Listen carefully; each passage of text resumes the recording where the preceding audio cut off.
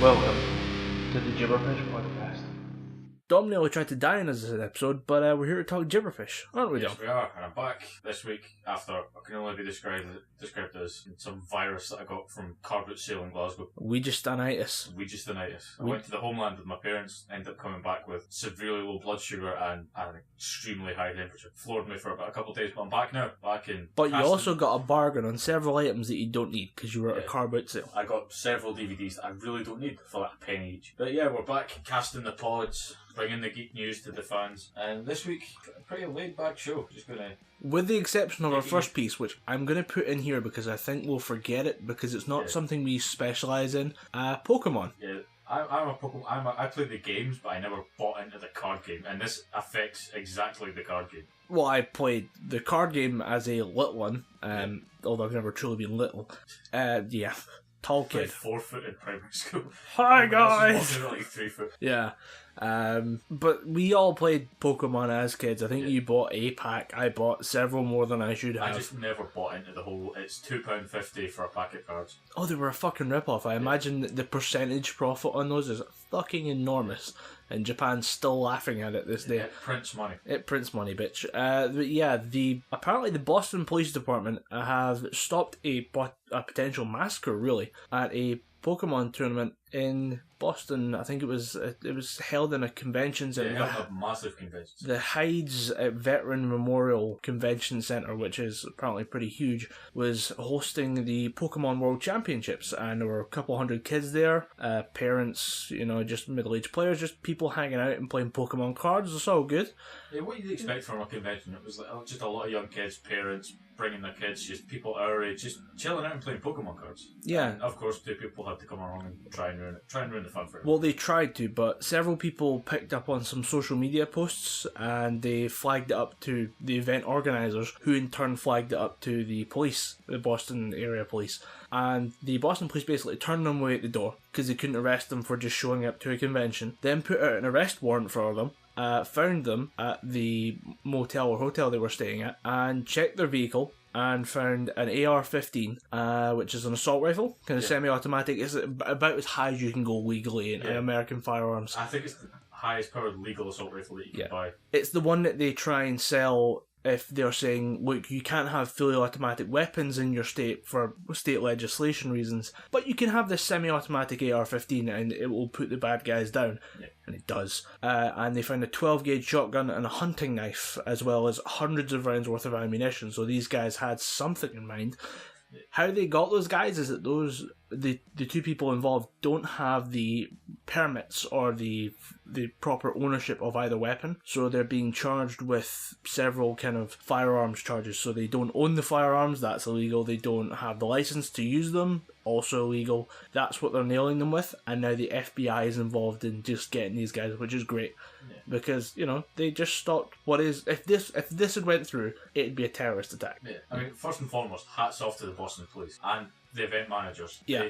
The corroboration there just led to this thing getting stomped out flat. No one got hurt, and that is the main thing. Because, liking back to the Dark Knight massacre, when that guy who thought the mentally unstable medical student broke into the cinema and killed. I didn't break in, he just sat there. He had a ticket. He bought a ticket, sat there for half the movie, and then just opened fire. Yeah, he planned it all out because he left a bag of guns at the emergency exit, put a brick in between the doors so he could just walk out, get them, and come back in. Yeah. He planned this shit out, and I think since that, a lot of people's eyes are more open. Just think we need to police this more heavily. And like I said, just hats off to the event managers and the police for stopping this, getting it taken care of. Yeah. If no one else says it, but I think they will. You guys nailed it. Yeah. Hats off to the boss. Yeah. So it's good to start with good news. Yeah. Especially good news that potentially could have been so bad. Yeah. Not the only terrorist attack that got stopped. There are Americans getting the Legion of Honor medal in France. 3 Americans and a British man getting an award for stopping a terrorist attack on a train, funnily enough.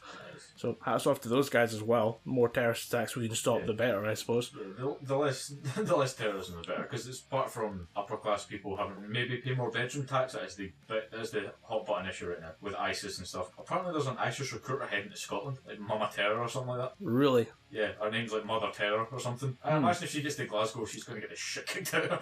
Yeah, I imagine, well, considering what we did to that terrorist who drove a jeep through a fucking airport, that was the greatest failed terrorist attack of all time. If we have international listeners who aren't aware of this, a genius decided to terrorise Brits going on holiday, especially Scots going on holiday, by driving his Jeep filled with gasoline or petrol into the front of Glasgow Airport and tried to set himself on fire and basically suicide bomb the place. He didn't quite succeed. He set fire to himself, ran screaming from the Jeep and was kicked in the nuts by a taxi driver whose shoe was then confiscated for being evidence.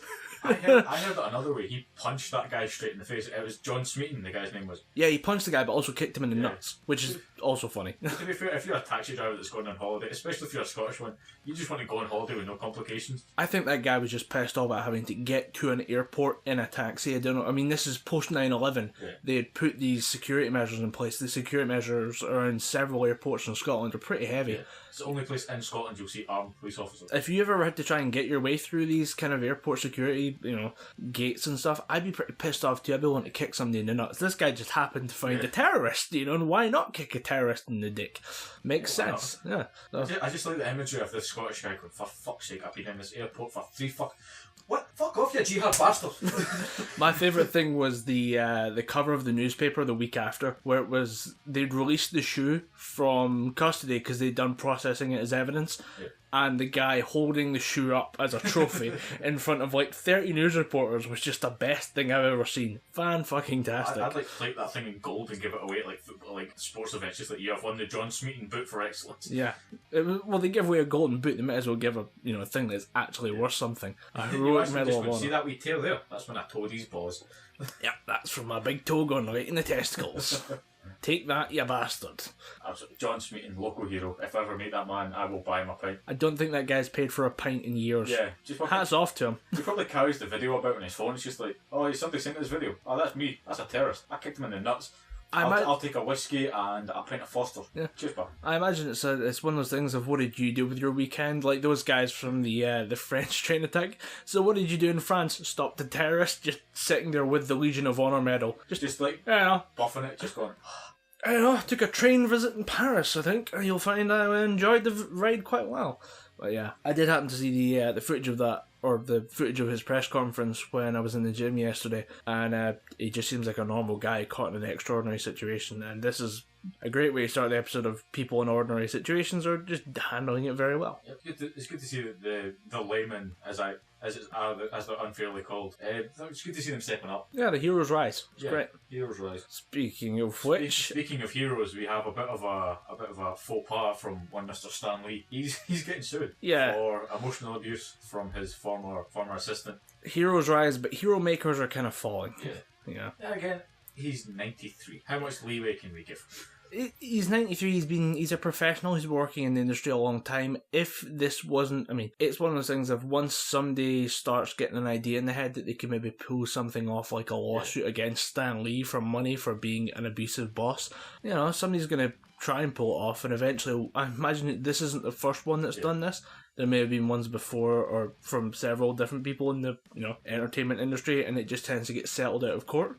Maybe this person's just pushing for the lawsuit. You gotta imagine Stanley's got a pretty stellar legal team. Because like you said, he's probably not the first time he's been sued. Artistic licenses have probably been brought into question a few times. There's a whole mess of stuff with, I think it's Todd McFarlane or something. There's a lot of stuff about Marvel and Todd McFarlane, especially when it comes to toys and like licensing agreements. So there will be a legal team. Todd McFarlane, he created Spawn, the comic book, and he also does these really cool like toys. Really, really viscerally detailed toys. And obviously he makes them for DC, Vertigo Comics, Marvel Comics, whatever. And I think Marvel were wanting to just leave it as Marvel. They didn't want to give him any credit for it. And Todd McFarlane, the guy's pretty big in the comics industry without being aligned to any of the two big names. You kind of got to give him credit. With the entertainment industry, there's always legal messes, so it'll be interesting to see how this one pans out. I reckon settle out of court for a decent tidy sum. I reckon Stan Lee is just that much of a nice guy. He'll just go, well, apparently he's not. If he's being sued for emotional distress. You gotta imagine, he's in his waning years. He is ill. He is quite ill at this point. He's been told by his doctors that he has to rein in his activities. He can't go appear at conventions here, there and everywhere. He's allowed to do his cameos, but he has a medical team waiting in the wings in case he takes a dizzy spell or something. He's been told to rein it in. But I think maybe in that respect, he's just been fuck you, go away, I don't need an assistant today, maybe that kind of emotional abuse. Yeah. I don't see him going out of the way to make this one assistant's life hell. Have we heard anything from the assistant about what specifically happened, or is that all going to come out in court? Yeah, it'll probably all come out in court. There's been no statements released. I think Marvel are keeping everything contained, trying to settle it out of court before they just take the lid off it and everything goes everywhere. Yeah, it's a shame to hear about it. You don't want to hear about somebody you've, respected the work of for so long, just kind of being targeted for this type of shit. But it's something I think we'll have to keep an eye on. Yeah, because there's always a situation about somebody who's in the public eye getting some lawsuit, and you've always thought of them, and I've always taken them in very high regards, and there's always that one little rumour or thing that you hear that makes you change your perspective about. I don't want this to be true, because I always think of Stan Lee as America's granddad. He's just such a nice, happy man, and he makes awesome stuff like Marvel Comics and all the movies and stuff. You don't want to hear about him, I don't know, pissing off his assistant. You just want to hear nice, positive things about it. There's plenty to say positive. I think it won't really belittle him too much to have a bit of negativity. Yeah, true. Nobody's going to be like, well, he said nasty things to his assistant, I'm not going to go buy his comics or support his movies, or... I think they'll probably just go, yeah, most comic fans just go, yeah, he's human. To err is human. I'll just go keep buying his comic. Most people would be surprised that he's not done it sooner. Unless he's done something really wrong. Yeah, unless he's done something worse. Like, he's got his own little personal Batcave that no one else is allowed into, and there's just bodies piled up in there. Yeah. I don't think we're ready for that news. Yeah. Although when it happens, we'll definitely have to talk about it. Yeah, we're obligated to. With a name like... with Episode 24, Stanley's Body Cave. Yeah, with a name like the Gibberpish podcast, and we talk about geek and gaming and nerd news, we'd be obligated to talk that. I think we'd lose all of our tags. We just have to become a generic talk show after that. Yeah, we didn't talk about Stanley's Body Cave. Imagine the tweets though. Hashtag, why didn't you talk about the Body Cave? Why did we want to talk about Stan Lee's Body Cave? Wow, I can't think of any reason why I wouldn't want to talk about that. I think the episode would just be us crying, going, we're sorry we believed in you, sir. I bought 12 Iron Man comics, what the fuck is wrong with you? Love the Hulk. I heard something surprising about the Hulk comic books recently. They've not been selling too well. Since maybe World War Hulk. It's a hard thing to say, Yeah. It's my favourite one. World War Hulk. Since then, his comics haven't really been selling too well because they're trying to take him in a new, more human direction. So. But that's the point, I think. Well, that might be the problem. I don't like the Hulk. Less Hulk, more Banner. That's what they're trying to do in the comics. Yeah, that's what I don't like. I want the Hulk. I mean, the thing is, you can only do so much with the Hulk, and I imagine that he has like a kind of cycle of he's Bruce Banner for a while, he's the Hulk for a while, he's Bruce Banner for a while, he's the Hulk for a while, and it plays into different fans, I don't know, what they want, and then for some points, he's the Hulk with the brain of Bruce Banner. Yeah. So it's... And you get like Genius Hulk, who is, like you said, just the massive hulking body of the Hulk and Bruce all the Banner. intelligence of Bruce Banner. So it might be that he is just playing around with different formats, and this is maybe a little lull. And to be fair, he spent so long as the Hulk during Planet Hulk and World War Hulk that it makes sense to kind of take him as Banner for a while and explore that character, because a lot happened to Banner. Yeah, because Banner was trapped in the Hulk while he had a kid. Yeah. I mean, there's the whole Scar saga where he has a son who is going to be there, and I think might actually be stronger than the Hulk. I'm not sure, because he's the best of both the Hulk and his mother, who I can't remember the name of. Yeah, she's got like part of the power cosmic. It's like the old power or something they call it in the book. But the power cosmic, it just allows you to do some otherworldly shit. Yeah, he's pretty hardcore when it comes to, like, if I'm correct, the reason that Scar survives is because he is the Hulk's wife is killed in a nuclear blast. Yeah. Or effectively a nuclear blast. The son survives by turning the uterus to stone and surviving and riding out the radiation, and then coming to life again on this wasted planet that the Hulk used to run. So I want to see what happens when that character comes back. And I think he has come back and conflicted with the Hulk, and I think he's almost killed the Hulk a couple of times. Yeah. Just as a kind of, why did you leave, Daddy? Oh, not good enough excuse. Take this machete to the face, and then machetes the Hulk in the face. It's because they showed him in his human form, which is just a little kid. It's just basically a little Banner, because they have the big punch up, then all of a sudden they both revert back to their human forms, and there's just Bruce Banner walking away with this tiny little human kid. Yeah. It's maybe a case of so much has happened to the Hulk while Bruce was stuck inside. What happened to Bruce while he was on the inside? Just, let's take a chance to sit down and have a conversation with Bruce Banner. Probably post-traumatic stress disorder, just like, I cracked a planet with my pinky. I didn't know I could do that. This guy's done some shit, man. I've seen some things. I punched the planet, knocked out everyone, and then just kind of came... and then survived a nuclear blast, and now I'm a little bit angry about it. So his therapy bills are going to be a bit big. Yeah, so maybe it's time that it's time that the Hulk took a back seat and that Bruce Banner was allowed to just kind of run a little bit. And show us him try to run his day-to-day life, like what they tried to do with the Incredible Hulk, the film. Show him trying to survive and jump from place to place so he doesn't get caught and forced to be experimented on. Yeah. Show us some more of that. I was going to ask about stuff you've watched recently, stuff you've consumed. What have you consumed recently in media? We'll break that down into 3 topics. Music-wise, I've been listening to Corporate Clanny's album, Noita. I've got it on the Sons of Metal, and it's a fun album, really fun album. The one song I haven't listened to, I can't pronounce the name. It's like Pele on Piusta Jehe or something like that. I can't pronounce the name, so that'll probably just sound like gibberish to most people. Sounds like gibberish to me, not gonna lie. But just a really good song, like high energy, folk metal. I'd recommend that album.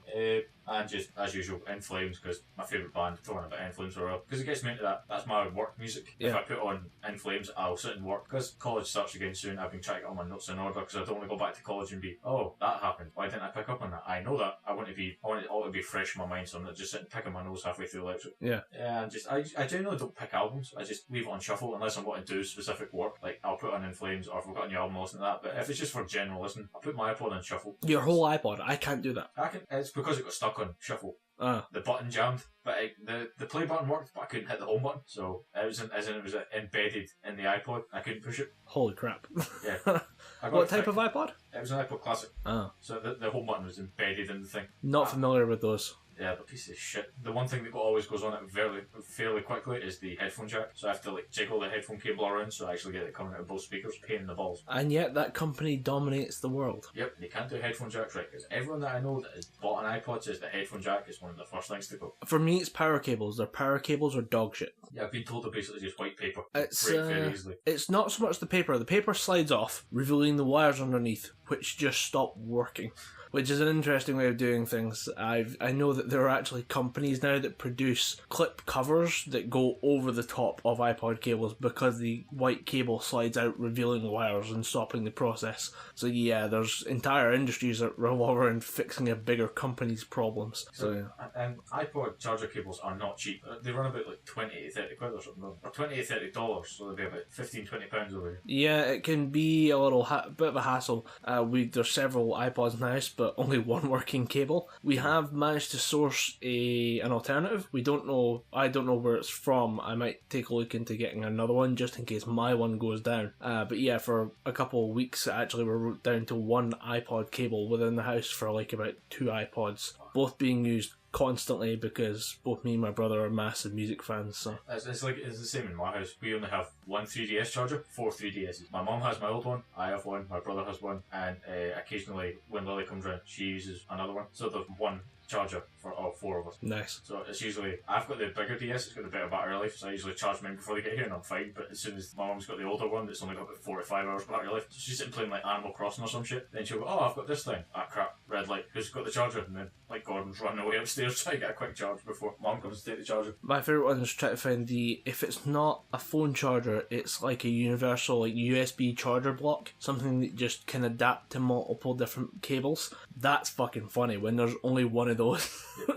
One of those for, I think it is 9 times out of 10 it happens on holidays. Yeah. Like if you go on holiday and you're like, I'll take my iPod with me just because listening to music on a sunny beach, can't beat it. Yeah. You then come home or then come back to your hotel room, want to put the charger in, and then someone else is borrowing it. You're like, motherfucker, I was going to use that, and then it turns out they've also been at maybe a different beach or a different pool using their iPod, and now they have no battery life left. Well, the one thing I always used to get when I was going on holiday is before I had my iPod, I used to have like Creative Zen MP3 players. Yeah. And they're outstanding, the MP3 players. They're pretty good, I like them. They had really, really shitty battery life. They'll fully charge this thing would last 6 hours. And we'd go down to England, it would take a while because we'd stop, get something to eat. So it'd take about 6-7 hours to get down there. So I'm sitting jamming, putting my headphones on, dozing off for a bit. We get to the place where we're staying down in Devon. I'm thinking, right, my MP3 was just about to die. I'll dig out the laptop and the charging cable. So I dig out the laptop, fire it on. I start rooting about in the bag. Can't find the fucking charging cable. I root about in every single fucking suitcase I can find. Couldn't find the charging cable. I phoned my brother, or my older brother,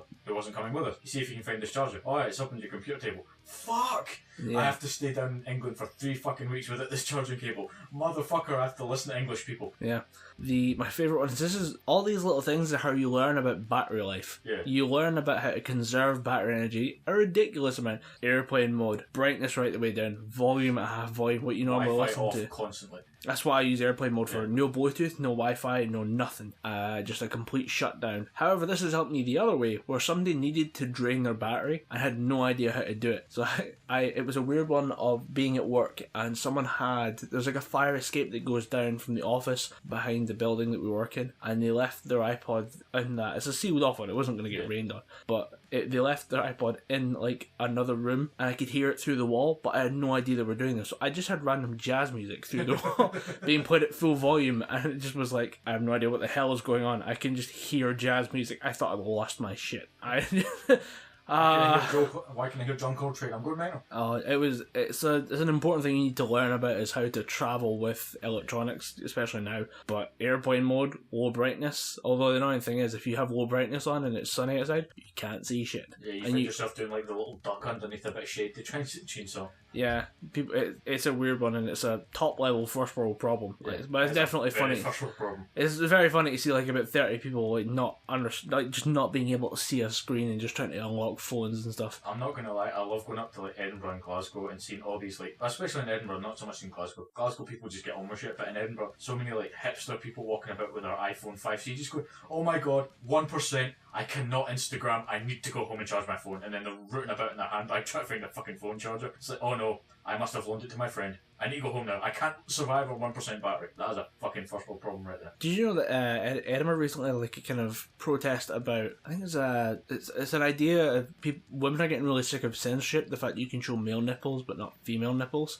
and there's like a Go Topless campaign that kind of goes around every now and again. And I'm annoyed that I missed it. Yeah, it was outside St Giles Cathedral on the Edinburgh High Street. About 50 women apparently were all standing topless, saying does it matter whose nipple it belongs to kind of protest this. And apparently it was going on all Sunday. This is recording on a Monday. We missed apparently a Go Topless Day that happened across the world. New York's having part of it as part of a nipple day parade or something, which sounds interesting. I don't think seeing a bunch of topless women would have helped my fever much. Yeah. I think I probably would just like passed out, just nosebleed, like anime nosebleed style, just topless women. Yeah, I saw that. There's always that joke of like it causes nosebleeds in anime. Yeah. But I've seen like the only really well timed one was in Punchline. I think I've railed on that show before, but it did have a really well timed kind of like explosion noise anime, like jet of blood out the nose. Like the Kill Bill style, like fountain of blood. Yeah, but I never understood that, like the instant kind of, I'm going to see something revealing or something exciting and then my nose is going to just explode. Maybe just because I don't get nosebleeds. Yeah, some animes do it like they faint, because I have seen someone be so aroused by someone just be like, oh, you're a very attractive woman, just pass it. Please tell me you've seen that in an anime, you've not seen a human being I've do seen it. a human do it. Did you hit them? I could. It's embarrassing.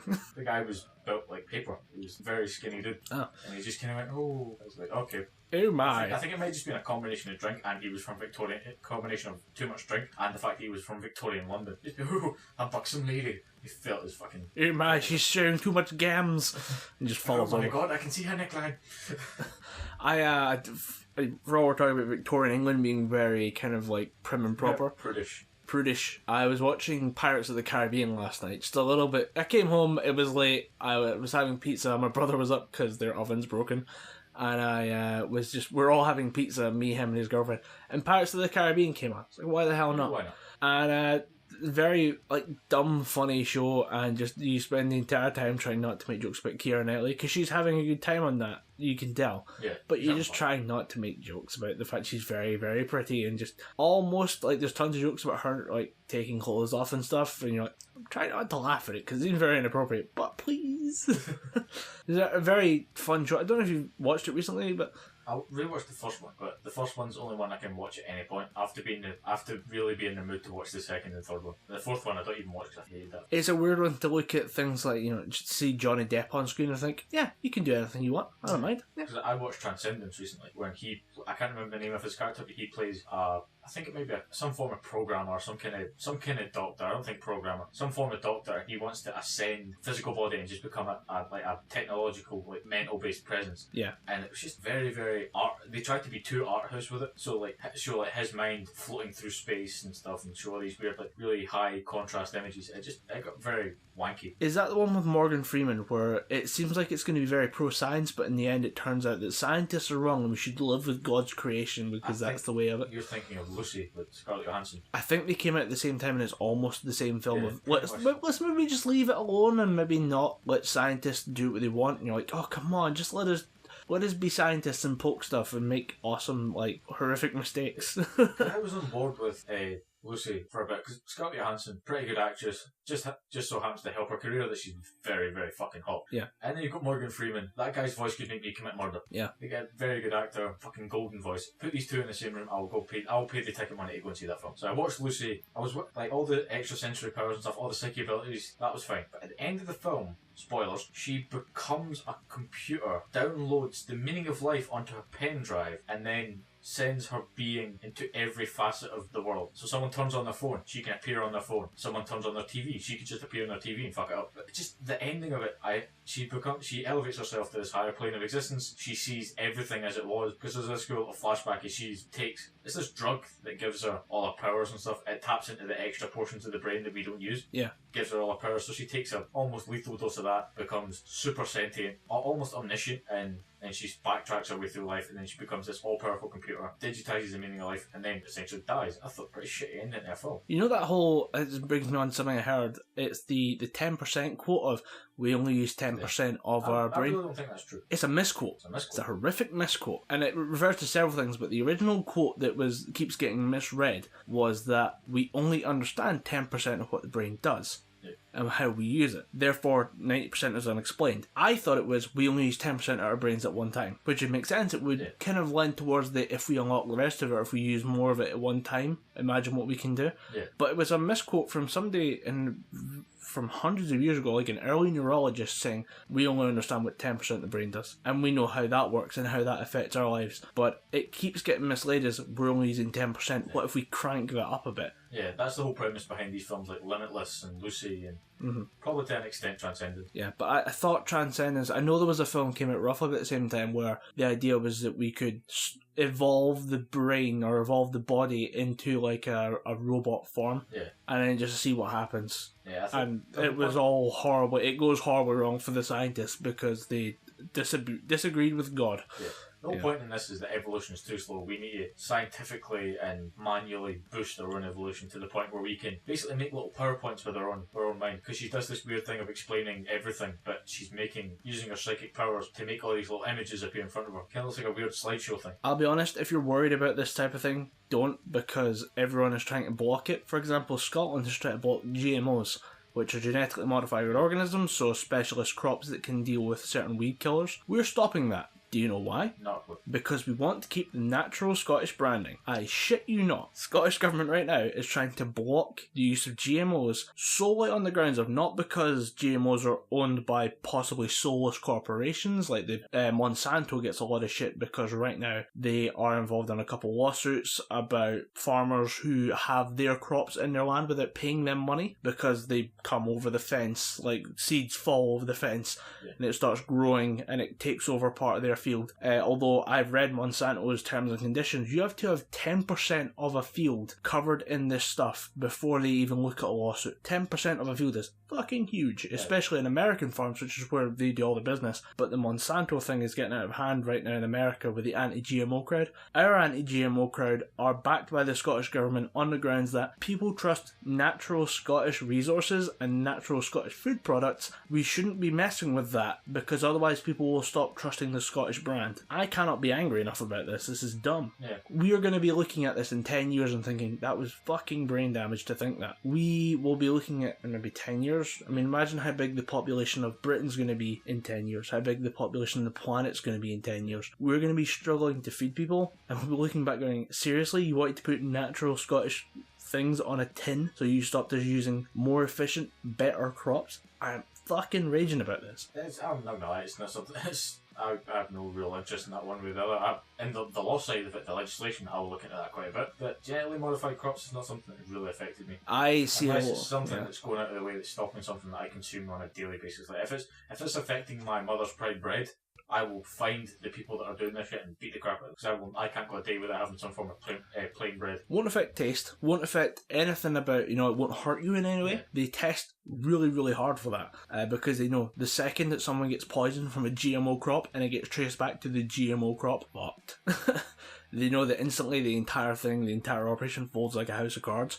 The thing is, they know how heavily they have to test for these, and it won't affect anything. It's not toxic in any way, so they just try and push it as far as they can. But it won't affect anything you do. It only affects, when it comes to the farm level, of you can almost guarantee, they make crops specific to survive in harsher conditions. Yeah. So they use these right now. They'll try to use them into like Africa and try and promote crops that need less water, because Africa doesn't have a lot of water. Yeah, they suffer quite a lot of drought. Yeah, so you've got a lot of droughts. They're trying to create crops that work in drought conditions. That's what Monsanto wants to do, and we want to stop them creating super crops over here because it hurts branding. Yeah, you'll get it and you go, selfish. Motherfucker, are you serious? Speaking of motherfucker, are you serious? They are trying to push through licensing for cosplays.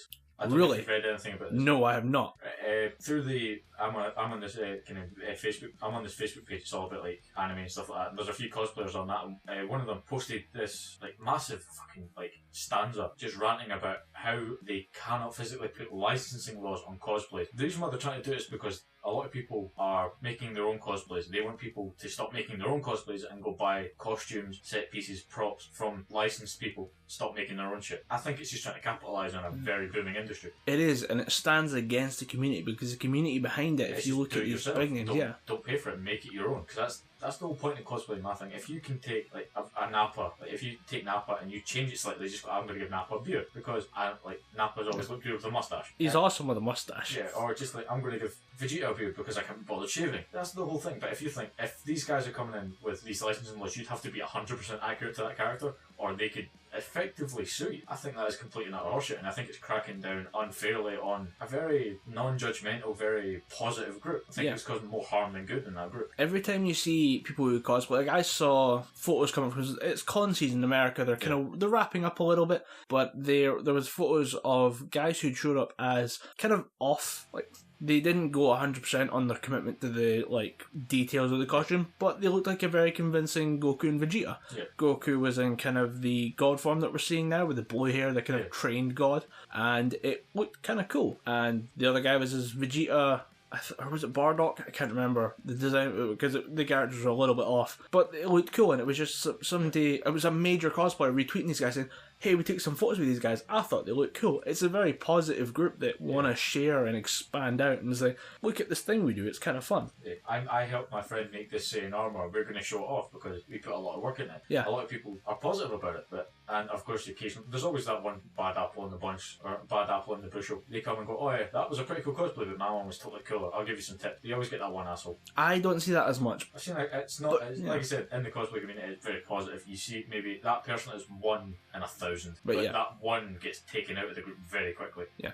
Trying to capitalise that, though, is just really, it's horrific. There's plenty of places that sell kind of quick, cheap cuts into cosplay. Like if you can't go out and redesign Saiyan armour, for example, because it's a bit complex, you don't know how to work with materials, they'll just sell you something that looks kind of like it. And it works for people, and it's that shortcut. But trying to say mine is the version, you can't deviate from that, kind of sucks and defeats a lot of the purpose in the community. And that's kind of horrible to see that people are trying to do that. Yeah, it's like the Attack on Titan jackets and capes. I think it might be Sunrise or Funimation that puts through Attack on Titan. Funimation do the W. Yeah, Funimation they do the Anchor stuff, so they're responsible for everything, all merchandise and stuff in America and the UK and stuff. Yeah. They don't do an official Attack on Titan jacket. Yeah, but there are a lot of them out there. Yeah, there's a lot of them out there, and you can get the green Survey Corps hood and stuff. People will go if they see that. The Survey Corps stuff looks cool. I want one. Yeah, I just don't like the idea of half jackets. I think I'd rip it too easily. Oh right, you mean the little leather upper from the midriff up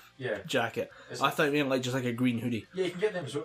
It's in the proper cloak, a half cloak thing. You can get them, but they only cost you about £20. Why get them? Or say now if this law does get pushed through, Funimation will have to make their own stuff, and you're probably going to have to pay maybe £40-50 to get that little cloak that you could have just went into your local anime store, picked up for £22 or £20. It's not going to be official. Well, not going to be properly official stuff. It is going to be a bootleg of sort, but it is still going to be something that you can use in a costume. Yeah, and it does look good. Yeah.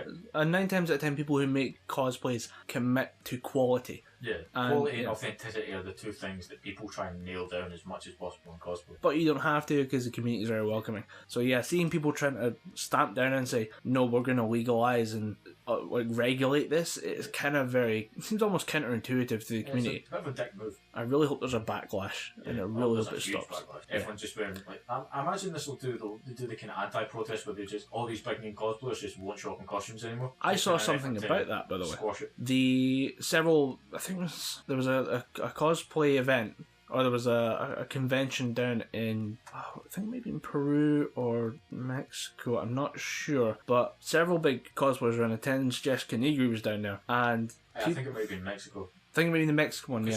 She posts a lot of Snapchats and shit. It was the Mexican one because she had no problems at all with the Peru one, as far as I'm aware. But down at the Mexican one, there was a kind of cosplay catwalk type thing of like judging scores and stuff. Yeah, I think they call it the cosplay masquerade. Cosplay masquerade, and it was people come out and do that. If they're dressed as, say, you'll be your character, walk down a catwalk, and then if they're dressed as Dante from Devil May Cry, they'll come out, they'll pretend to shoot the crowd, they'll spin the sword a bit. If you're dressed as, say, like one of the Vocaloids, you'll come out and do a wee dance. That's basically it. And at the end, you might get a wee prize with it, like just whatever. Well, quite often they get big name cosplayers to judge these events because the big name cosplayer would probably win if they went in. So why not have a figurehead of the community step in and judge and be a celebrity spokesperson in it some kind of way? She was doing that event in cosplay. I think it was dressed as like her blood elf costume, and the certain members of the crowd were chanting that she wasn't showing enough flesh, which she found really insulting. She left, changed into normal clothes like a hoodie and jeans, came back on and did the rest of the thing just as a little fuck you. I think that's the best thing I've ever seen. Just a kind of a shutdown of, like, I'm not playing this game. And this was Jessica Negri, right? This is Jessica Negri just saying, I'm not being okay with your sexist chant. I'm going back. I'm wearing casual, like, lay around the house clothes, and we're finishing this cosplay thing because you guys are dicks. Yeah, I'm going to see this thing, my ornate costume. I'm going to go put it away. I'm going to put on some sweats. Yeah, this is your fault. 'Cause I know that happened to Yaya Han and Abby Darkstar, because Abby Darkstar, she wears this. I think it's a Marvel comic. She dressed up essentially like a kind of female barbarian. She's got like loincloths and stuff. Like a loincloth bikini thing. Yeah. And people were just being very like, show some more skin, why don't you? Being very like sexist to her. And she literally, in the middle of her panel, went, I'm going to go change. And Yaya Han, she, at her little booth, because most cosplayers have booths. Yeah. She was signing stuff, and somebody was just deliberately staring down her blouse, and she went, or staring down her cleavage. She went, I'm going to go put a jacket and jeans on because you fucking ruined this for me. It's just a shame to see all these people putting the effort in it, and just stupid little people making it worse for them. The comfortable, don't be a dick. The cosplay community's taken a few hits recently, and I keep seeing the same hashtag pop up: cosplay is not consent, because people at conventions misbehave around cosplayers and think it's funny, and then you see these people in genuine distress.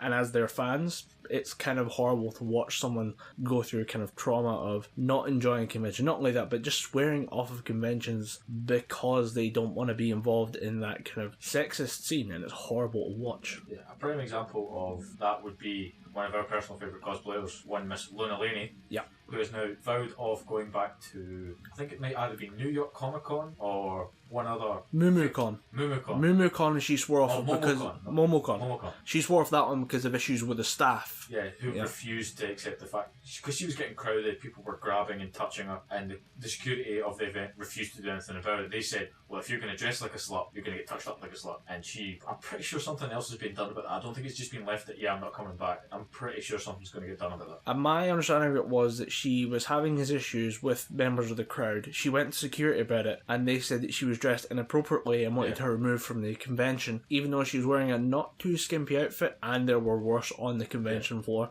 And that she pointed this out and then had issues with security harassing her because they just decided they'd had enough of someone saying, I don't want to be sexually assaulted, almost. So they just took offence to that, and it's horrible to see cosplay members like that just being shat on by the conventions they want to go to. Most conventions are pretty accommodating. There's a lot of support for cosplay is not consent. Yeah, I think now with the cosplay is not consent, it has been rolled out in most places in conventions. I heard about this in, I think, the Rosewater, because we talked about this a couple of episodes ago. D. Piddy, the Deadpool cosplayer that just does all the the dancing videos. That might have been me and you just going, I saw this video, by the way. It was a Deadpool dancing around a convention. I thought it was funny. I don't know if he brought it up. We might have. No, he's got his own little Facebook page, and he had some photos that he put up to that, and they have most conventions just have a changing booth for both people, both male and female. Yeah. Rosewater Comic Con, apparently people were in the unisex changing rooms. They were waiting for the female cosplayers to basically be down to their underwear and trying to sneak a couple of photos, and because the event staff weren't allowed to go in and be in the changing rooms at the time, Yeah. They were just allowed to do it. People complained, and Rosewater went, yeah, this isn't happening again. Usually get put in separate fucking places, we're putting security on you. We do not want these people to feel uncomfortable. Because if the cosplayers that buy tickets to these things aren't going to buy tickets because they think, oh, I'm going to get my photo taken and somebody's going to put my image up on the internet without my consent, I'm not going to buy tickets. I'm not going to spend that money, and I'm not going to give them the pleasure of my attendance. And surprisingly, these people do draw crowds. I know for a fact that some people go in and go, Jessica Nigri's at that con a couple of miles away. I wasn't going there originally. I could get a ticket and go get a photo, get something signed, just to, you know. I've got a few prints that you could sign again. Yeah, and it's just a thing of some people One print do. that I'd like to get altered, Lindsay Ellis. Her name is not Dan. Your name is Dan now. For Lindsay Ellis, I'd call myself Nathan. Yeah. Fucking hate the name Nathan. No offense to anyone called Nathan, but I don't like your name. Nathan Fillion, you're shitting on him. Nathan Long as well, beloved actor of screen and stage. Can I have a bit of a rant about Nathan Fillion, please? I think it's a bit... You'll probably find me agreeing with you, but go for it. Swing for it. People need to stop saying that Nathan Fillion could be in any fucking movie. Yes! He's a good actor. I like him. He would have played a really good Hal Jordan at one point, and he's good in Firefly, he's good in Dr. Horrible Sing-Along Blog, good in Castle, but he cannot fucking play everything, man. Give the guy a break. Yeah, he's busy, he's got his shit. Let him pick his roles. To do. Don't fucking go, hey, they're doing an Uncharted movie, you should be Nathan Drake. No, I shouldn't. I'm pretty sure at one point he put up and said, I'm gotten older, I put on a bit of weight. Nathan Drake is meant to be slim and in mid-20s, early 30s. I cannot play that guy anymore. I will not be auditioning for Nathan Drake. I want to see them try and find the new Nathan Drake. I want to see them find someone who, if they do an Uncharted movie, find some new unnamed no one and just give him the role and let him be the character we love. I heard two stories about the Uncharted movie. One that they were going with Mark Wahlberg, which I think would be fucking hilarious. I'd love to see him at Pain and Gain level do Nathan Drake and just not get it at all. I'd love that. I'm looking for some buried treasure around here. They said I was looking for fucking buried treasure. I took some fucking protein shakes, did some fucking weights. I was bench press, bitch. 3 people are dead. I don't know what's happening. Hashtag benches and bitches. Welcome to the video game movie that finally feels like a video game. Just Mark Wahlberg being a dick to people. And just like smacking people around. In fact, if we have any person that's in the movie industry that listens to the podcast, find your boss and say, how about we do an Uncharted movie with Mark Wahlberg? I think that'd be fucking amazing. Just some walking back, buried fucking treasure. I'm all about that shit, dude. Let's fucking go. Crash is playing Let's Go Home. You figured out that lock on that door. You're wicked smart. Wicked fucking smart. But these dead guys, they're retarded. Stupid retarded. Stupid retarded, dead on the floor, punk bitches. Boston accent, because the letter R does not exist. I kind of like it for just being fun, but then it just gets so bad. Sometimes it just gets really, really bad. I just like the Boston accent and the Brooklyn accent, the two accents I fucking love. Do have a friend from Boston and don't want to shit on the accent too much, but it does get a little annoying sometimes. But sometimes you just enjoy it. I just like if I imagine them all sounding like Mark Wahlberg. I know they don't, but I just imagine if I went to Boston, I'd see a few, because Boston's got a very heavy Irish community. Yes. And I just imagine I'll be like half Irish people and half Mark Wahlberg. Maybe some Irish Mark Wahlberg thing. I'd be fucking at top of the fucking monitor, you dude. I wanna try and blend certain accents together, and Irish and Boston would really suck. I'd have to spend time between episodes working on that before I came back with my Irish Boston accent. Episode 7, Colin's Irish Boston. This is episode 7. Episode 8. I missed an episode, man. Episode 8, Colin's Irish Boston accent. Yeah, I'm not really sweating the next episode. I sometimes worry about what I'm going to do in these episodes. This one I'm now worried about. We're going to wrap this episode, and Colin's immediately going to do his vocal scales. Yeah. Top of the morning to you. There we go. Every time we talk about vocal skills, I just remember the conversation we had about metal vocal skills. So yeah, like, various grunts. Yeah, if you want to do your low vocal skills, it's just like, sir, more Anselmo, more Anselmo. More Anselmo. More King Diamond, make it later. The King Diamond. I have the Roadrunner United album, which, by the way, is like about 10 years old. It's still such a fucking good album. Roadrunner United, for those of you who don't know, was basically, let's cherry pick some people out of Roadrunner's back catalogue, which is a fucking monstrous back catalogue, and put them together and see what they come up with various people leading projects. I think it was Rob Flynn, Joy Jordison, Matt Heafy was there. Matt Heafy was Dino Caveres. Dino Caveres. He was guitarist. And I think there was a couple other people who were heavily involved in the production side of things, but they just cherry picked the best of Roadrunner and said, "Go have fun." and they came up with some absolutely amazing tracks. One of which is a King Diamond track, for which I keep listening to because I'm just terrified that someone can hit these scales of vocals. Yeah, he has got just insanely talented dude. If King Diamond was ever to come to Scotland, I'd probably go and see him just to see one of the pioneers of metal. I think we'd be standing there. We wouldn't be in the pit. Our jaws would just be dragging on the ground. Like he is a man, yet he can hit high notes that would make glass shatter. Yeah, absolutely amazing though. If you have a chance to go check out his stuff, go for it. Just pick up a few albums. It will blow your mind. It's all on YouTube. Yeah, all that shit's always all on YouTube.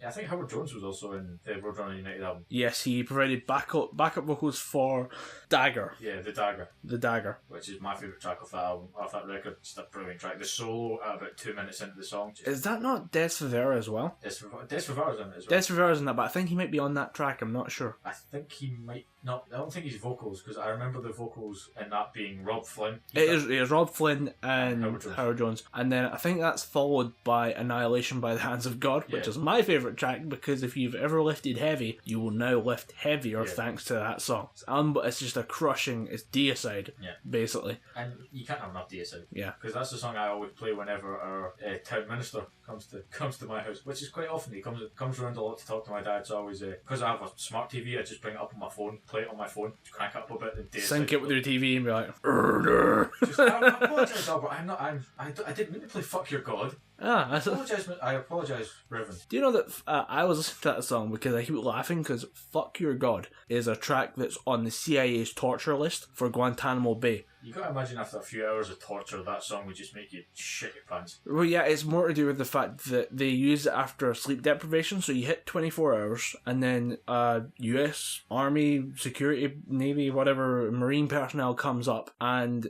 duct tapes massive headphones to your face and then just cranks that up full. I listen to that song because I like it, but I fully acknowledge that after 24 hours of no sleep and after physical and mental abuse, that song would get to me. Yeah.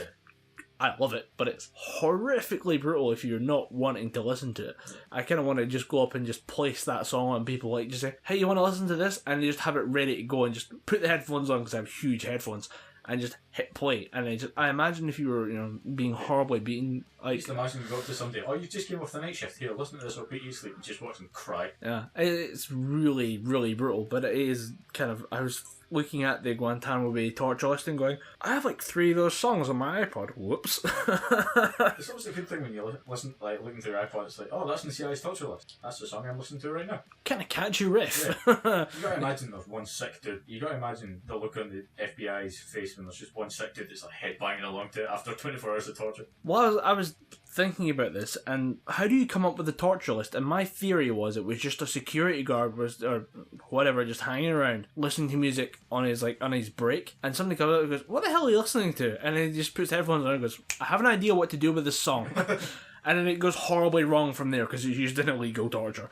But they just, I was listening to it going, oh man, I really like this song, but at the same time I know someone's been tortured to this song. Yeah, that's quite scary to think that some people's favourite songs have been used for torture. I know for a fact I could torture everyone in my family with a fucking Crazy Frog thing. It's Crazy Frog thong. I lost the ability to speak the Crazy Frog song. I'm pretty sure if we jumped into a Crazy Frog thong, it would torture several people. Yeah. But a Crazy Frog song as well would also be horrible. Yeah, that thing was too far. It was everywhere. Yeah, and there was like loads of them, like little clones, like the gummy bear and the stupid little chicken thing. I mean to bring this up because I went to the cinema with a friend from America we went to the Wolverine, the one about Japan. I think we talked about it a couple episodes ago. With the Silver Samurai. Silver Samurai. Loved, quite enjoyable film. Yeah, good film. Not one of my favourites. But... You waited the whole thing for that last post-credit scene because it's it's technically a Marvel film, even though it's owned by Fox. And her main complaint was, what the hell are you guys doing with your advertising? And it all started with those fucking meerkats for compare the market. And we had a thing of just our adverts had a cute little character in them, and then we just took that the wrong way, where we wanted to be annoyed, where the idea was that you would talk about the advert, but never talk about the product, because the meerkats were popular. They were very funny, they were very kind of cute, and I don't think they've ever become boring or overstayed their welcome. Every time they get kind of annoying, they change during the advert. From the minute I seen them, I thought they were like boring and outdated. But it was kind of dumb and fun for a majority of people, and it got people like, did you see that thing about the meerkats, the advert? And you're like, oh yeah, the thing with the meerkat wearing a jacket, and he has a butler meerkat as well. And this kind of spiraled out of control very, very quickly because we had the Go Compare guy, who was an opera singer singing about... Welsh opera singer who probably has got a really outstanding voice, and he's selling fucking car insurance. But he was doing it, there was a car insurance advert with an opera singer who just sang Go Compare over and over again. I fucking hate it. It's got to the point where there were petitions online to stop the adverts ever coming back, with people saying, I will buy your product if you just shut that guy the fuck up. And I agree with those things. I will not go near Go Compare it because I fucking hate those adverts. And now that motherfucker is back. He's now coming back and it's being billed as a big deal, and it's like you're just forcing our heads down this toilet of advertising. But I've now seen the top level. This is the next level of this bullshit advertising that we go through in the UK, where we have the Ribena advert, and it started at a couple of videos that I was watching on YouTube. It's a 30-second advert of just nonsense with a rabbit that talks. It's a rabbit wearing glasses with a mustache that just talks to the camera as this nonsense going on. I think it's like a bottle of Ribena on a fucking tortoise just kind of crawling across the screen. Fucking nonsense. I have no idea what's going on. And it's just random noises and then just kind of someone try to sell you a bottle of Ribena. Yeah. Ribena's good. I don't need a shit advert to be sold a bottle of Ribena. I need to just go, oh, Ribena's over there. I'll take a bottle of that, please. That's all I need to be sold a bottle of this. I don't need some bullshit advert about hot air balloons and turtles and then cartwheeling hedgehogs and the nonsense. Worst one for me are fucking beer adverts. Beer adverts, perfume adverts, and like skincare and just general cosmetic adverts. But the thing is, those are always trying to be sexy or sleek or sell you the image of, all you need is just a couple of spritz this and you get the girl. Like, it's that simple, that's understandable. I don't understand where the fascination with cute woodland animals and selling products has come, and I think it's due to those fucking meerkats, which is annoying because I kind of am okay with the meerkats. I was okay with the meerkats until people were fighting over those stupid little plushies that they gave her. People were selling them for like $500 a piece. Shit. Yeah, people were getting them through their insurance and just hawking them for 500 quid a pop. Yeah. 500 quid a pop. The meerkats became so popular, for those of you who don't know, that they would actually they would give you a free meerkat toy if you bought an insurance policy. Yeah. And it was obviously just a little ploy to get people through the door and probably to annoy the kids. Yeah. Or you get the kids all excited about getting the meerkat if they just do, if Mummy and Daddy do the one thing, you get the meerkat toy.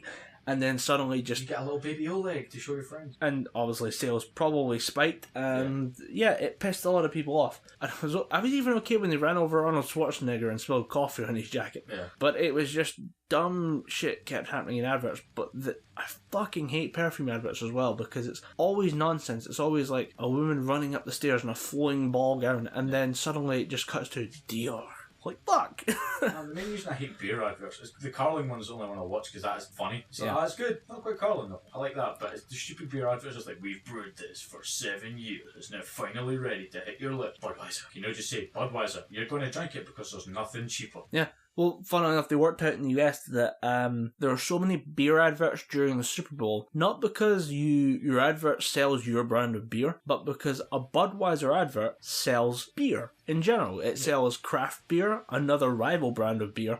That's why every big company does an advert, because it sells beer. Doesn't matter if it's your beer. It's like statistically, if we sell enough beer, some of it will be ours, so we'll just advertise beer. And it's a weird thing people worked out for the Super Bowl, and it hit just after all the Super Bowl adverts came out. You gotta imagine during the Super Bowl, 3 things shoot through the roof: snack food, beer, and whiskey. Look at the sales of chicken wings during the Super Bowl. It's fucking insane. Like, the statistics come out like the week after, or sometimes the week before, like how much they're prepping for the Super Bowl. It's kind of like the World Cup. Sales of big screen TVs went through the fucking roof when summer sports events come up. The Olympics do it, and the football does it as well.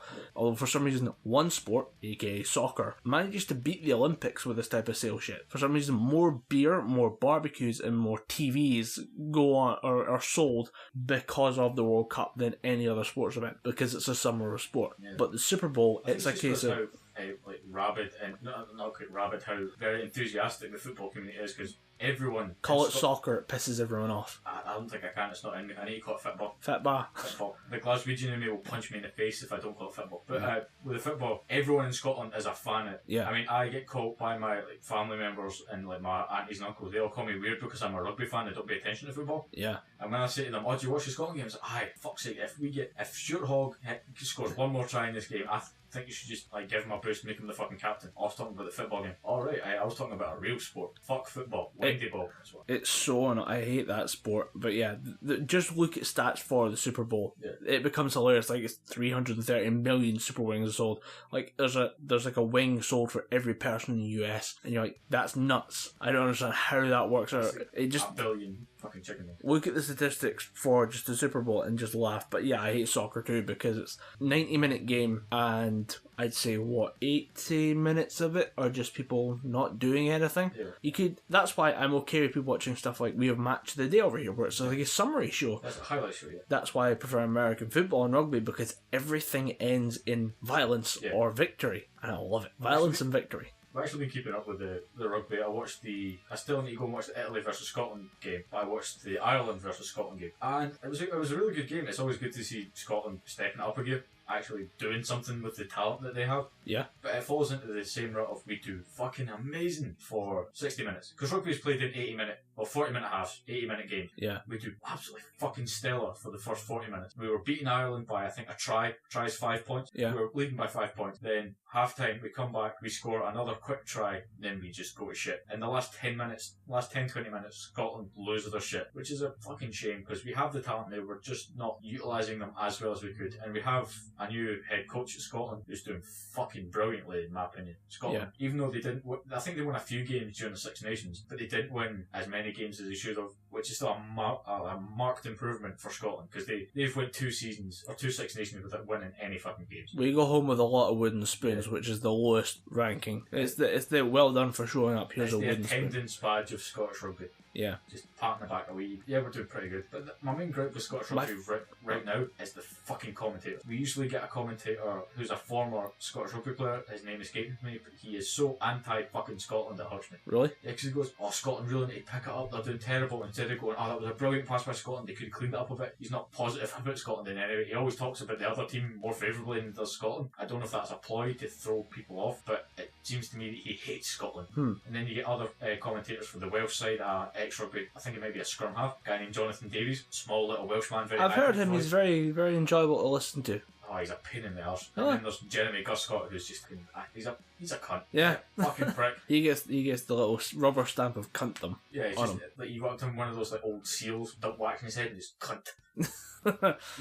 He's always saying, oh, like even if it's on his team, he's always saying shit like, well, they scored that try, but why did they not do it here? And I'm pretty sure at one point somebody went, "Fucker, you won the game. Why are you complaining?" "Oh, we still need to pick up our game for next week." Then at the end of it, England win the Grand Slam. We could have done it better. And I'm pretty sure at some point the head coach for England went, "Fuck you, mate. You used to play for England. You should be backing us. Being a positive." "No, I'm just going to be neutral." "You're not being neutral. You're being a cunt." I think it may be a kind of look at things, and he thinks he's being critical, and critical is good. Yeah. Negative is bad. There's a difference there, and maybe he's missing the difference horrifically. The one thing I do like about Scottish rugby, no matter what happens, the crowd never step down. We never take a step back. We fucking love our team. We get in it. No matter how shit Scotland are, we're never like, "Oh, I'm going to go buy an England jersey," or "I'm going to go buy an Ireland jersey." We keep our fucking Scotland jerseys on. We keep yelling for 80 minutes. It's awesome. Like, I have a book of rugby songs. I've burned through the entire book in an 80-minute game. Just because, why not sing? Because you sing a rugby song, it gets the crowd going, it boosts the morale of the team. Because there's always that thing in sports where,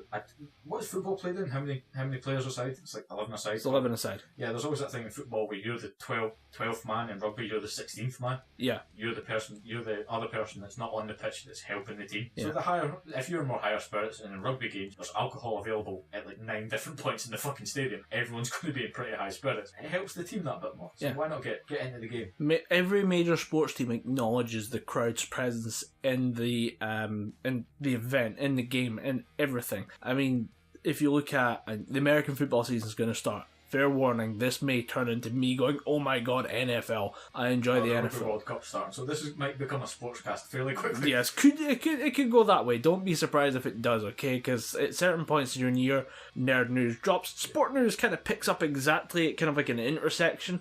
I don't know what we'll call that. We'll figure it out. We might call it the Gibberpish point. At the Gibberpish point, nerd news drops, and then sports news hits, and it just kind of keeps going. So we become sports nerds. You'll be able to tell when this happens because every podcast will be, if Scotland ever win the podcast, it will just be Scotland all the way through the thing. Just be me ranting and raving about Scotland. Yeah. I know you watch American football, but I've never really took much stock in it. What team do you follow? I normally support, no surprise, I'm a fan of the Carolina Panthers because I have friends in Carolina and they've had a really couple of good seasons, and I get to kind of slightly hipster everyone where I say I was in the season before we got Cam Newton, who is a very talented quarterback, so he's very good at running and playing or just running and ball throwing. He's got a wide selection of skills available. Unfortunately, he's been injured the last couple of seasons. He took a big hit and basically twisted his ankle. It was pretty brutal to watch. Very uncomfortable if you're watching it as a supporter. Just kind of that kind of feeling of pain, like when as a guy you see another guy get kicked in the testicles. You just kind of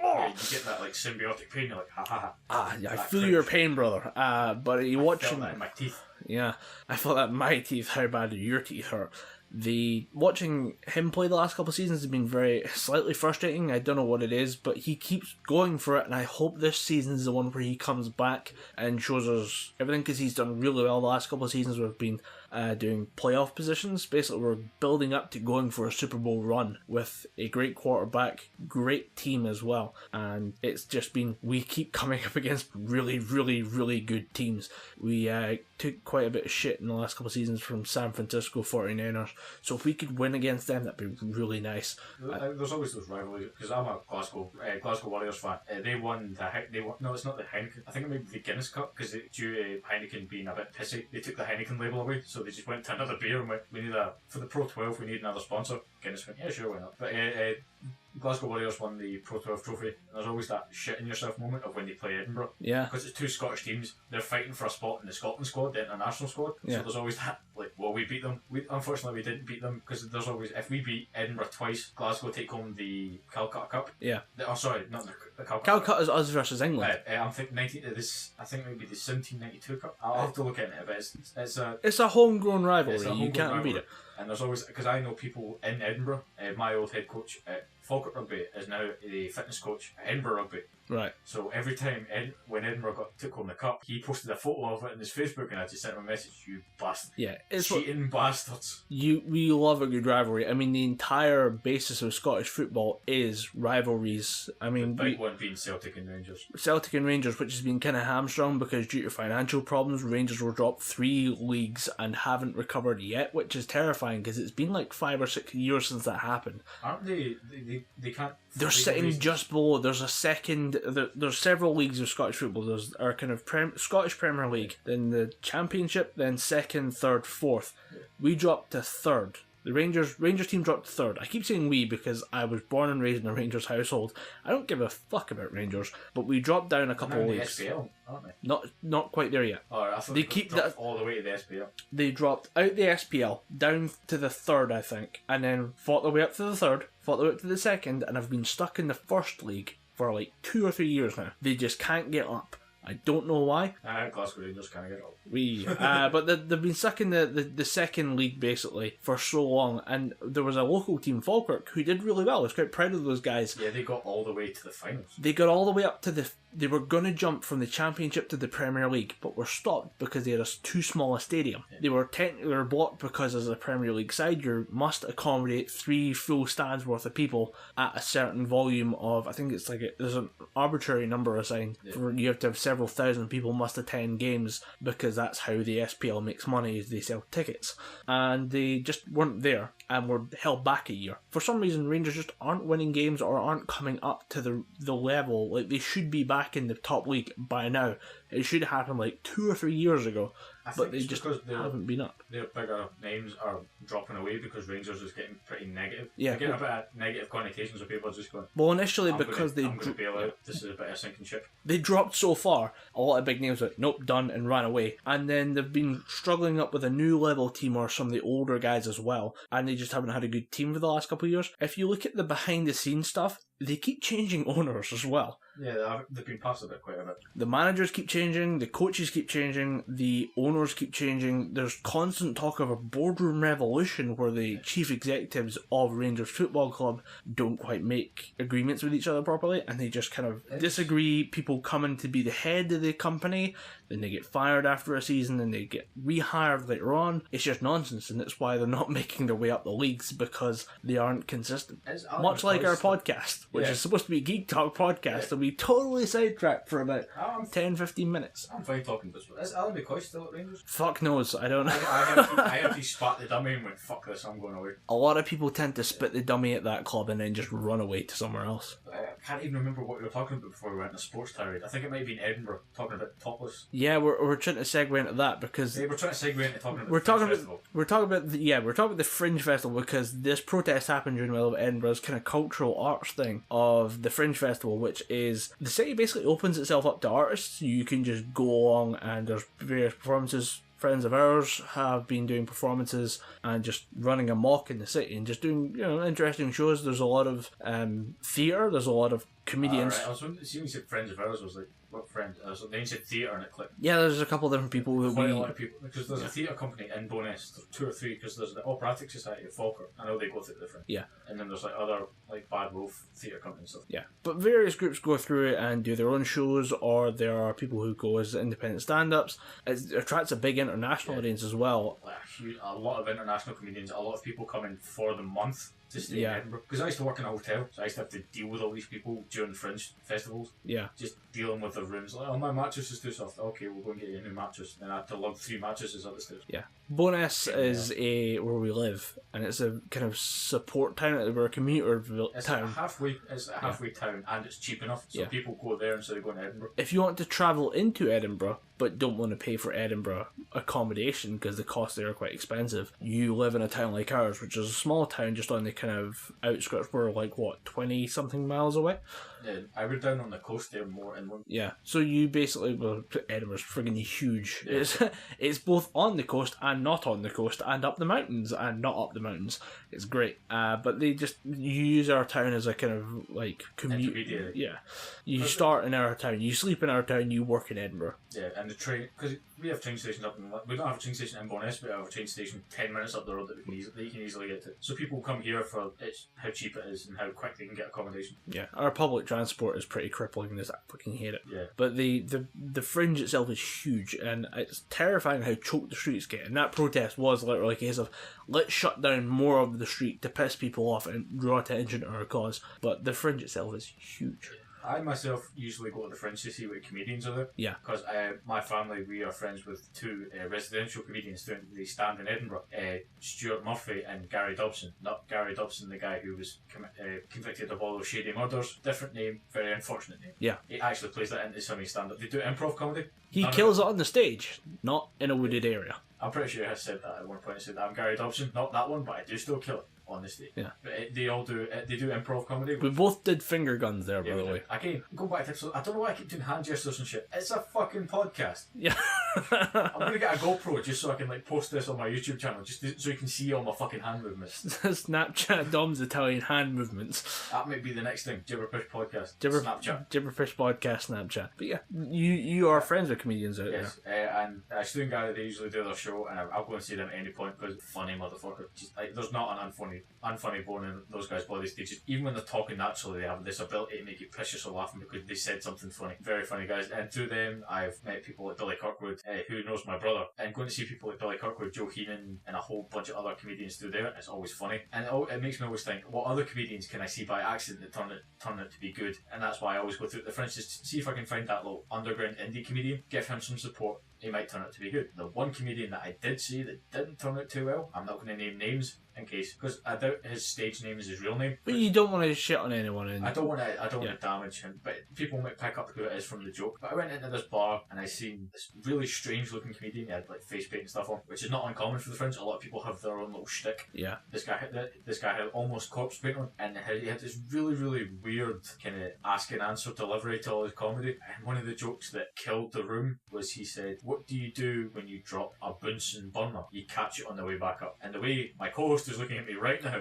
is the way the crowd looked. 2 people left, cut the fucking audience in half. Everyone, he literally at the end of the show shook me and my friend's hand, and we went, "Yeah, we're gonna go. You keep working on this." Yeah. It was like, I of course you can't see his face. That was fucking terrible, mate. In my head I was thinking, yeah, we're gonna go. You keep working on this shit. But I went, "Oh, good show, man. I'll definitely come back and see you next year. You're one of the unknowns of the Fringe. I'd come back and see you." "Oh, cheers, man. It's always good to get some positive feedback." But in my head, all I could think of was, "Fuck, mate, you're gonna be back to selling chips now." Do you think? I think we should dissect the joke just in case, right? Bunsen burner is a piece of scientific equipment where you have a gas canister or some source of gas piping through to a ignition point, and you use it as a flame to heat stuff up. Bunsen, or bouncing, is obviously something dropping on the ground, it bounces back up. That's the Scottish terminology of bouncing. Yeah. The crowd's bouncing at a gig. I was pure bouncing at this. I was well bouncing at a party. Something like that. Hefty bouncing. The fact that joke didn't land in Scotland, in Edinburgh, is pretty bad. It's just horrific. Like, it's just so, it's such a bad joke. And I gave that look. We run through occasionally a couple of storylines before we do the podcast. I still have the same look in my face that I did before. The joke's still not funny, but yeah. He told some weird stories as well. And again, when the guy who's in charge of your microphone turns you down, that is a sign that you might need to get off the stage. Yeah. It's almost like when the Oscars are giving their speeches and the band starts playing, you're like, "Can you please just hurry the fuck off the stage?" The problem with the Fringe is you're competing with an entire city full of people.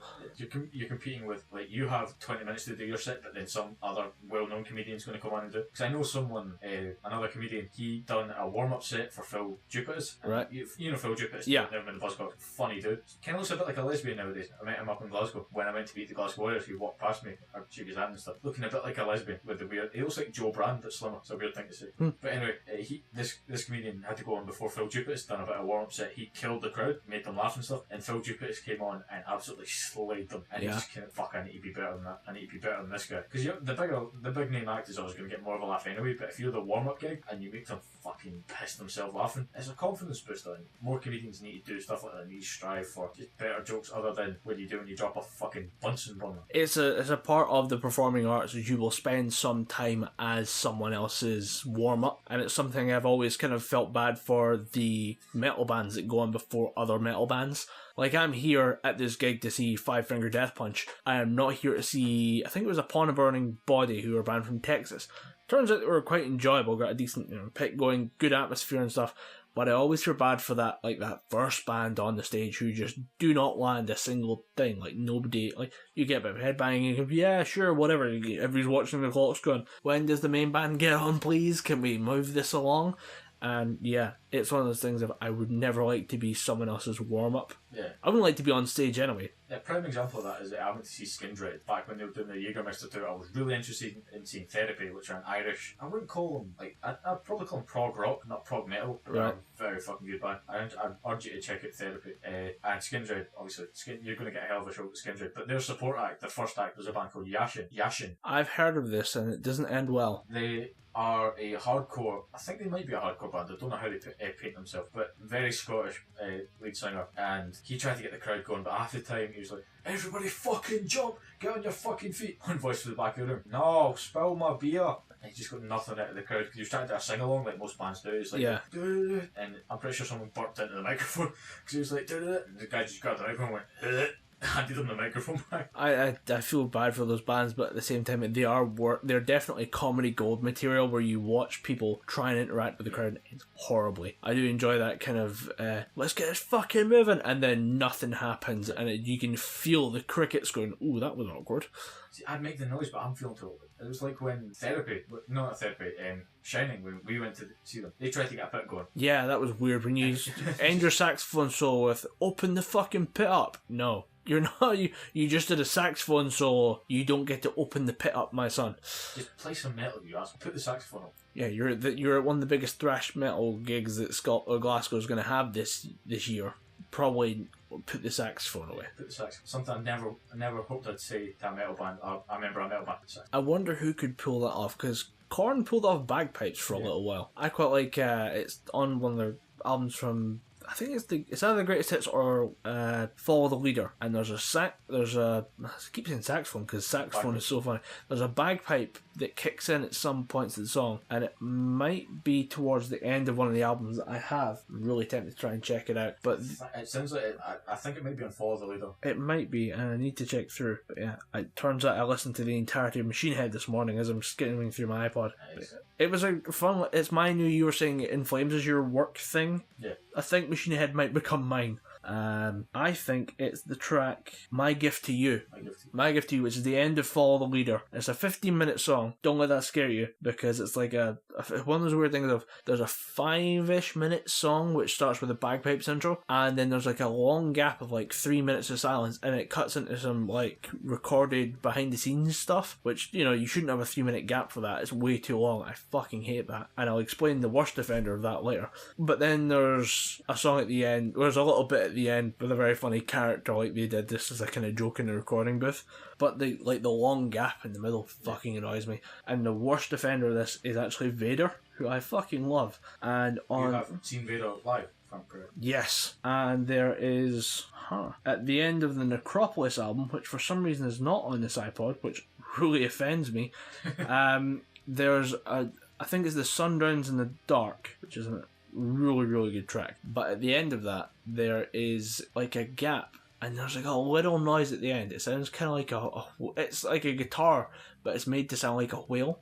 And it's just all kind of like a 5-minute gap of nothing, and then on a guitar, and it's fucking annoying. It's pretty wanky. Yeah, it's really annoying, because you look at the song and you think, there's a 7-minute Vader song? Fuck me, this is going to be awesome. You think it's just going to be face melting constantly, but then why is he singing clean vocals? Get some girl in it. No, the thing is, it's a really heavy Vader song, then silence, and then at the end, like, it's so frustrating. And that's good. I hate when metal records do that. You'll get Five Finger Death Punch. I know you're the resident knucklehead, but they're the worst offender for doing fucking face melter, ballad, ballad, face melter, face melter, face melter. I am tempted to split my Five Finger Death Punch collection into 2 playlists, one of which is just face melting, long, like running long distance, just kind of heavy lifting. 2 cars at the same time. Just that level of stuff, and then a little sub-list of maybe stuff I don't listen to as much. I'm going for a pleasant walk. I need a song to remind me of just how glorious America is in its small country way.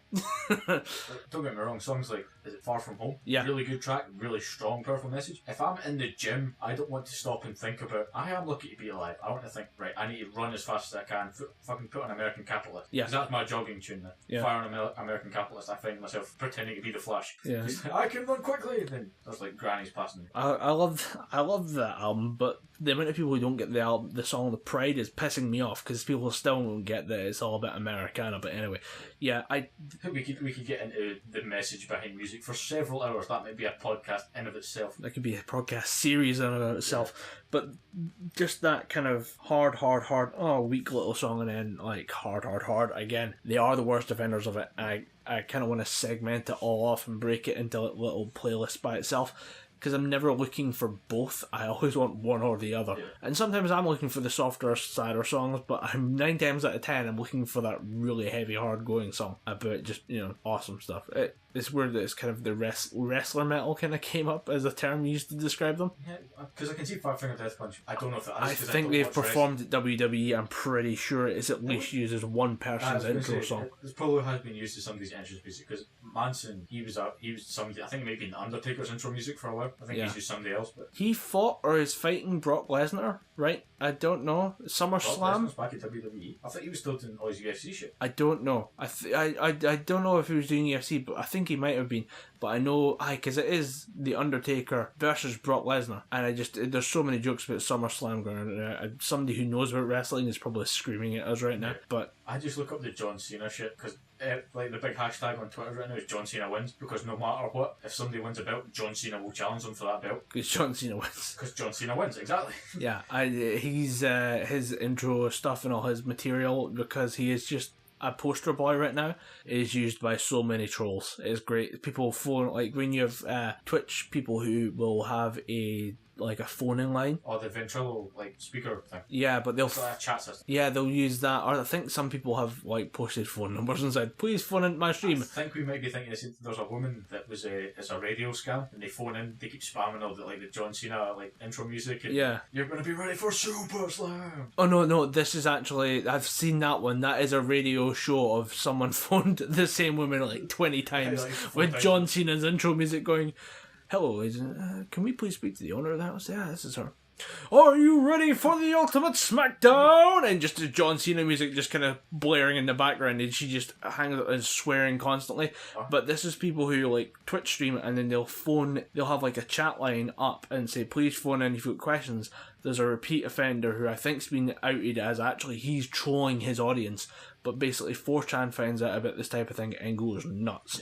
And just hammers these people with just phone calls about stuff about what 4chan will talk about on these guys is real horrible, but at the same time you're kind of laughing at it because you're a horrible person. But some people will phone in and have these chat lines and will just destroy people. But sometimes a John Cena 4chan will decide beforehand we're either going to go for something that comes up spontaneously in the chat. At one point they started asking about if he was going to sell the door or give away his door as part of the stream. Keep typing this in the chat and I'll give away the door to one person who we randomise.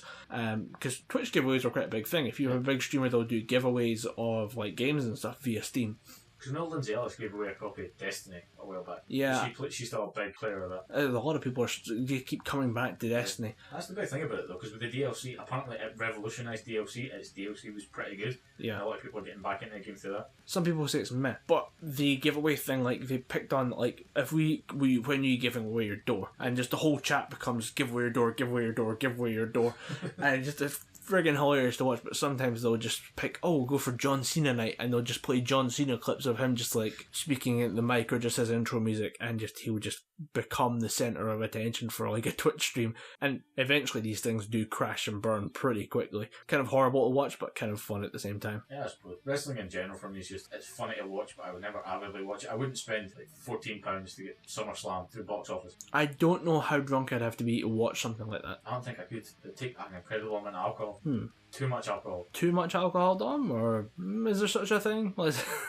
Too much alcohol to recover from the next day, I think. Too much alcohol to then have to go to college and sit through a 2-hour lecture about law. Yeah, I'd love to sit there and try though. I don't know how long it'd take. Probably blackout around about the second match. Never really try and drink during the Super Bowl, by the way. It's a 4-hour match. It's just a 4-hour game of watching American football, especially since the last quarter, which is 50 minutes, takes an hour. Everything else is just kind of fairly evenly paced with a normal American football game, but that last 50 minutes becomes so intense, it takes an hour long worth of just stops and gameplay changes and stuff. It's just not worth it. Trying to drink through it becomes pretty hard. You got to imagine it's trying to drink through Wimbledon, because I remember one of the things that happened this year was one of Andy Murray's matches went on for about 3 hours. You imagine drinking. 3 hours is not a big match for tennis. You imagine drinking every time you see the ball getting hit. Ooh. Pretty fucked by the end of one match. Yeah, but it's 9 times out of 10 it's just people drinking I just have a glass of wine, and then suddenly it becomes a series of glasses of wine, and then the bottles are empty. And they break out the Prosecco and the champagne. One sport I do not fucking get. I don't get tennis. I don't get the minutiae of the rules of tennis. Fucking bollocks if we're going to go back to Sportcast. Tennis is going to get it pretty hard. Yeah, fuck it. What else can we talk about? It's not. What games have you been playing this week, sir? If we're going to just do wine quickly, I picked up a bottle of sake. Oh, dude, that shit's potent. Please tell me you've been drinking it right. I've not been touching it yet. I'm looking into, basically, I imagine that some people suggest warm, some people suggest cold, some people just suggest use it as the base of a cocktail, and I'm like, no, drink it warm. This could take a while, and yeah, it's a 14% bottle. Yeah, drink it warm. It's not proper stuff. It's off a supermarket shelf. But you always use this type of thing as an intro to whatever. So it might end well. Up next episode, sake review. Sake review. It might be good. It might be not. Then on Stanley's body cupboard. Yeah, it's Stanley's body cave. I tried sake once. Like my dad said, no, you need to have it warm. So I tried it warm, and it was weird. I couldn't quite describe the taste. I don't want to know what the taste is like beforehand. I want to go on with a completely blank Go palate. with a blank slate. Because it's described as rice wine. Yeah. And I'm like, interesting. What do you flavour that with? I imagine it'll maybe be something slightly fruity, but it describes itself as an alternative to white wine. I'm like, interesting. To me, it tasted kind of bland, but with a hint of something. A hint of something good. Keeping it as vague as I can, it's bland with a hint of something. But fuck sake, we're not here to talk about that. So that's next episode. What have you been playing on your devices, your laptop, your Xbox this week? I was playing on the PS3 bit Dark Souls. I'm getting ready for the most kind of famous fights in that, which is Ornstein and Small. Basically, you have a very fast guy and a very big guy, both massive health bars, and you have to fight them both at the same time. If you ever look for Dark Souls footage on the internet, 9 times out of 10 you're going to come up with footage from this fight of people fucking it up or finally getting it. It's one or the two, and I am not looking forward to this because I'm playing a Dex character, so I'm moving a lot more than I'm used to. I play tank characters where I just stand there and like headbutt my way through the problem. I've defeated them a couple times before, but never with this type of character, so this could get very interesting, sweary / broken computers / consoles. Shit getting launched out the window out of frustration. I'm building to it. I was playing last night, just doing the kind of preamble to it. You have a couple doors you need to go and open to, in this castle, and I was getting into it, and then I died, and I left about 30,000 souls, which is quite a lot of the game's currency, and I was thinking that's just enough to get me to level up twice to give me an advantage in the coming fight. So when you die, you leave it there. I ran back to try and get it all and died again, which means the 30,000 souls are gone, replaced with a marker for nothing. I'm pissed. I stopped playing the game immediately. It's not like a rage quit, it's a kind of an acknowledgement that nothing good will come after this point. Yeah. Nothing will work. Something's going to get launched out the window, and I've gone attached to this copy of Dark Souls. Yeah, I like this controller. It's the only one I have that works, so yelling motherfucker and launching it out the window will not end well for me. So I just kind of left it. I'm probably going to go back to it at some point today, maybe tomorrow, because I'm off for a couple of days. So I will just come back to it when I feel good and ready and not angry at all. I did try and play something else because my Wi-Fi was busted, so I thought, right, done with Dark Souls, I need to play something else. I keep hearing good stuff about Darkest Dungeon. I've seen the trailer for it. The trailer looked pretty cool, but I haven't seen much else outside that. Neither have I, because I got past the intro and it shut down. I was having Wi-Fi problems last night. Wouldn't connect to the internet. Could connect to my network, but couldn't make the connection through the internet. Tried fixing stable. Yeah, couldn't getting something, but not enough. I could get network, no internet. Don't know why. Tried fixing it, didn't work. Couldn't be arsed. Started playing Dark Souls, got frustrated. Loaded up Darkest Dungeon, thought it might be worth a go, and the intro cinematic, very cool. I like the idea of you're on a journey to the castle to slay the monster, and your carriage goes over. I'm looking forward to playing it. And start, and then it crashed. Fuck that. I got it on a deal on Steam. Just because I'm getting more and more into Steam and was really looking forward to playing it, and just having it crash and say unknown error, I gave up. That keeps something to me with The Walking Dead, because I bought the Walking Dead Telltale games when they first came out a couple of years ago. I finally got around to playing it for my PC back then, and because I bought a new monitor, right, it wasn't picking up the monitor quite well. The cable was barely fitting into the graphics card. Right. I don't know what the exact problem was, but the monitor didn't like how the game was trying to be played, so it would cut out randomly. It wouldn't. The monitor itself wouldn't cut out, but it would just go to a blue screen. So I was trying to play this, and then it would, when the screen came back on, the game screen was minimised, so I'd have to fucking go and select all that shit again, go through it, and if there's a zombie nearby and I'm like doing one of the first person sections, the zombie would always fucking kill me. And I think I've restarted it 3 times now, just because I want to go through it cleanly without getting killed as many times. But yeah, that's my main reason about getting a new PC, because I have 2 of those fucking games that I paid about £10 each for, and I want to fucking finish them. I want to get my money's worth. I want to get my fucking money's worth, because that's my main gripe with gaming, is getting your fucking money's worth. I recently borrowed off my oldest brother The Force Unleashed 2, and I was fucking looking forward to this game. Force Unleashed 1. Even as a game you borrowed, you're not going to get your money's worth. Yeah, that's why I thought I want my 3.5 hours back, because that's how long it took me to finish that fucking game. Yeah. The first game, 8 to 10 hours, really enjoyable game. You get all your use of your force powers, all your combos and all your weapons stuff are cool. All the costumes that you get are different like nods to the series. You get cool little what if stories, what if battles, because you fight a Sith powered Luke Skywalker, because you beat him. And he just goes, no, I will not be defeated. I've come too far, and he succumbs to the dark side. Pretty cool fight. And then, of course, it ends with you fighting either the Emperor or Darth Vader. Because the final fight is with Darth Vader. You beat Darth Vader, then you have the Jedi choice or the Sith choice. The Sith choice, you kill Darth Vader and you join the Emperor. The Jedi choice, you keep going towards the Emperor. You try and kill the Emperor, but he throws you out an airlock, so you die anyway. The second one, you come back as Starkiller, the main character. I think his name is Galen Marek. Right. That's his real name. They call him Stark. His codename Starkiller. Because Starkiller is just so cool. Starkiller is awesome. He does the weird surfer thing. He rides skateboards.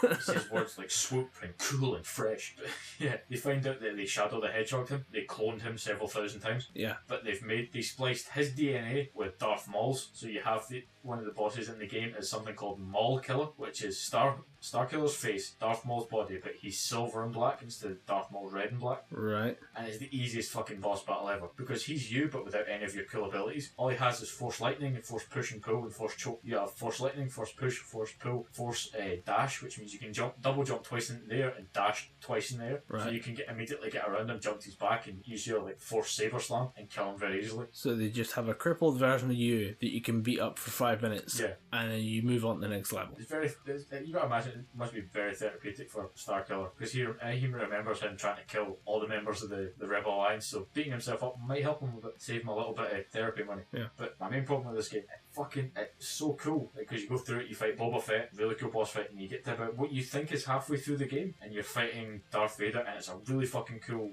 fight, because you're on Kamino, the clone planet. Right. And he's throwing clone tubes at you, he's picking up force grabbing massive pieces of machinery and just lobbing them at you, and then at the end of the fight you beat him, and you're just like, alright, that was fucking cool. I wonder why they put Darth Vader in the middle. Maybe they're going to have you fight the Emperor finally. No, credits roll, that's the end of the fucking game. I gave this game back to my brother and went, oh, it's brilliant, isn't it? Fucking shite.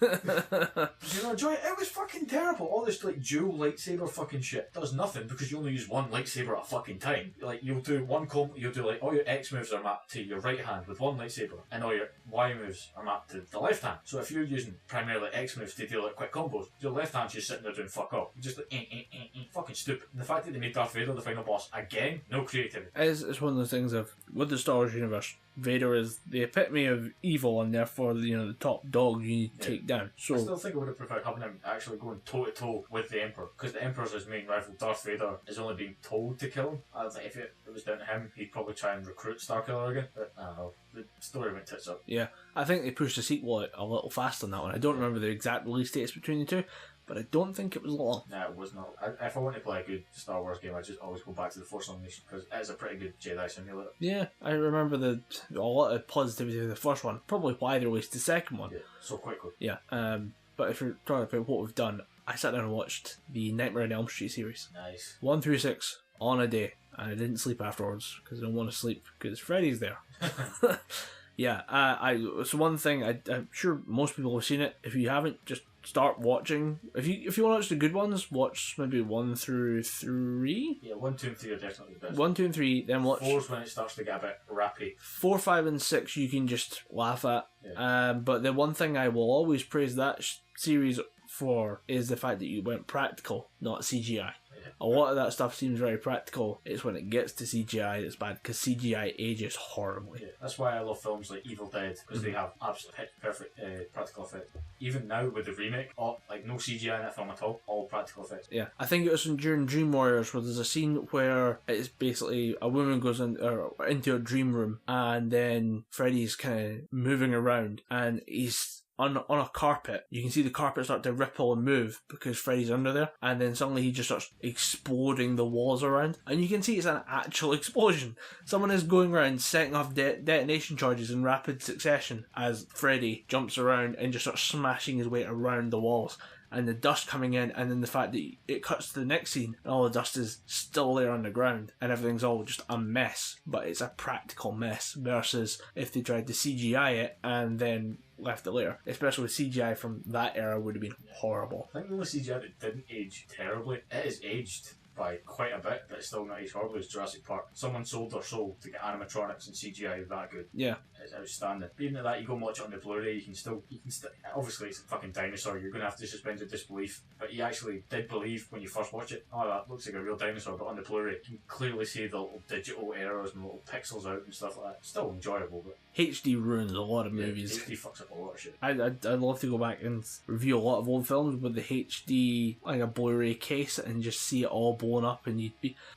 I would enjoy it, but I also really wouldn't enjoy going there. That bit there, like his nose is a bit off, and that's all funny and just weird stuff about CGI. But it's why I appreciate practical effects over that type of thing. So that's what I might go back and start looking at old slasher movies. Like I think Halloween's next. Yeah, Big Michael Myers fan. Apparently, somebody when I brought up Halloween, apparently if you pay attention to Halloween close enough, you can see Michael Myers in every frame of that movie. Like every scene that you see the main character in, you can see Mike Myers at some point in it. I think he's in a lot of them as a kind of stalker character. I think that's pretty good. I'm trying to think of scenes where like there's clearly no chance of it being there, but yeah, he probably isn't. Maybe not in every frame or in every scene, but I would just like there's like a 90% rate, I think, of Michael Myers just being somewhere in the original Halloween. I just like the idea of the killer, the slasher of the film being everywhere, that he's just toying with you, he's giving you this fake sense of control. That's what's great about Freddy Krueger, is he's just fucking with you, and it's all part of his kind of idea is he's here to torture you in your nightmares because he doesn't exist as a real person anymore.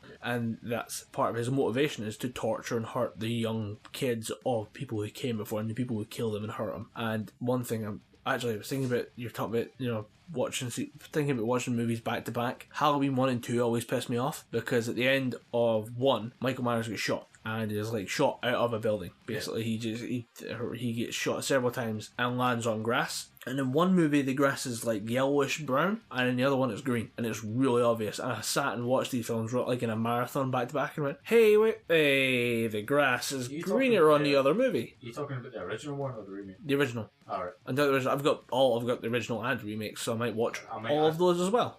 I might ask you of your opinion of the Rob Zombie ones, because I have some pretty strong feelings about that film. I love him because it's a very good look at what might be going on Michael Myers. I want to say it's actual, because it's a fictional character and also it's in someone's head, but I like the fact that Rob Zombie took the time to go right into Michael Myers' head and go, if there was a person this crazy, it would be because, and then just show the extreme kind of delusion that he's under that comes incredibly more at the second one than the first, but the intensity of the violence versus the first one, because it was an 80s slasher film, the violence standards were so much lower, but it still caused people to faint because they'd never seen something so shocking.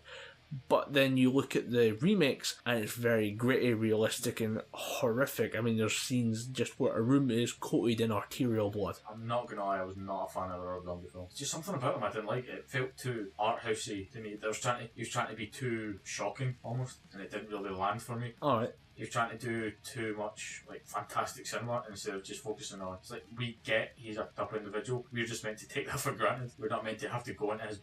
We shouldn't have to go into his backstory to understand why he's a killer. We should just accept that he is a killer. Yeah. And focus on the horror that he can bring, not the horror that's happened to him that's made him a killer. It was an interesting choice, a good choice that other people like. I mean, I will still watch those movies. I will not go out of my way to watch those. If they're on, I'll watch them, but I'm not going to fire the DVD on. My theory on that one is you've got the first ones to see what he can do, like the first set of movies. It then becomes the second set of movies is to show here's what happened or here's why it happened, and here's a weirder look into Mike Myers and just the extreme violence that he's capable of and what he will do just to fuck with people. And it's quite, I enjoy it. I know a lot of people don't, and I get it. And every time somebody goes, I hate those movies, I'm like, yeah, I get it. I've never really found a good defense for some of the stuff that's been done in those movies. I just enjoy them. Now, that usually happens to me when people find out that I don't like Scarface. Probably a bad thing to admit on the internet, but I am not a fan of that movie. It goes on for way too long, and it gets boring. Run about the second act, very, very boring. I haven't seen it. I feel bad. I quite like The Godfather. Movies. Godfather 1 and 2, just masterpiece. Godfather 3, I will never admit that I've watched that film in public. You kind of just did, but never mind. No, if anyone meets me and says, have you watched Godfather 3? But nope, never seen it. Nope. Oh, there was a third one? I didn't know. They made a third one? Is it good? But yeah, I'll have to watch it. It might be worth a watch. The Scarface movies it's on the list. The list is huge. The list is a titan. There's only one movie, but it feels like it could have been two movies. They tried to do too much with it. And there's only so long I can watch Al Pacino putting on that accent. It gets very, very tiring. There's only so many times I can hear, you stupid cockroach. And that's like, oh, that's pretty good. But the second or third time he puts on that accent, he's just like, can you not just play an American, please? Yeah. Should it go on the list, do you think, as just a kind of experiment in cinema? Just to see if you like it and to watch one of the best in that genre.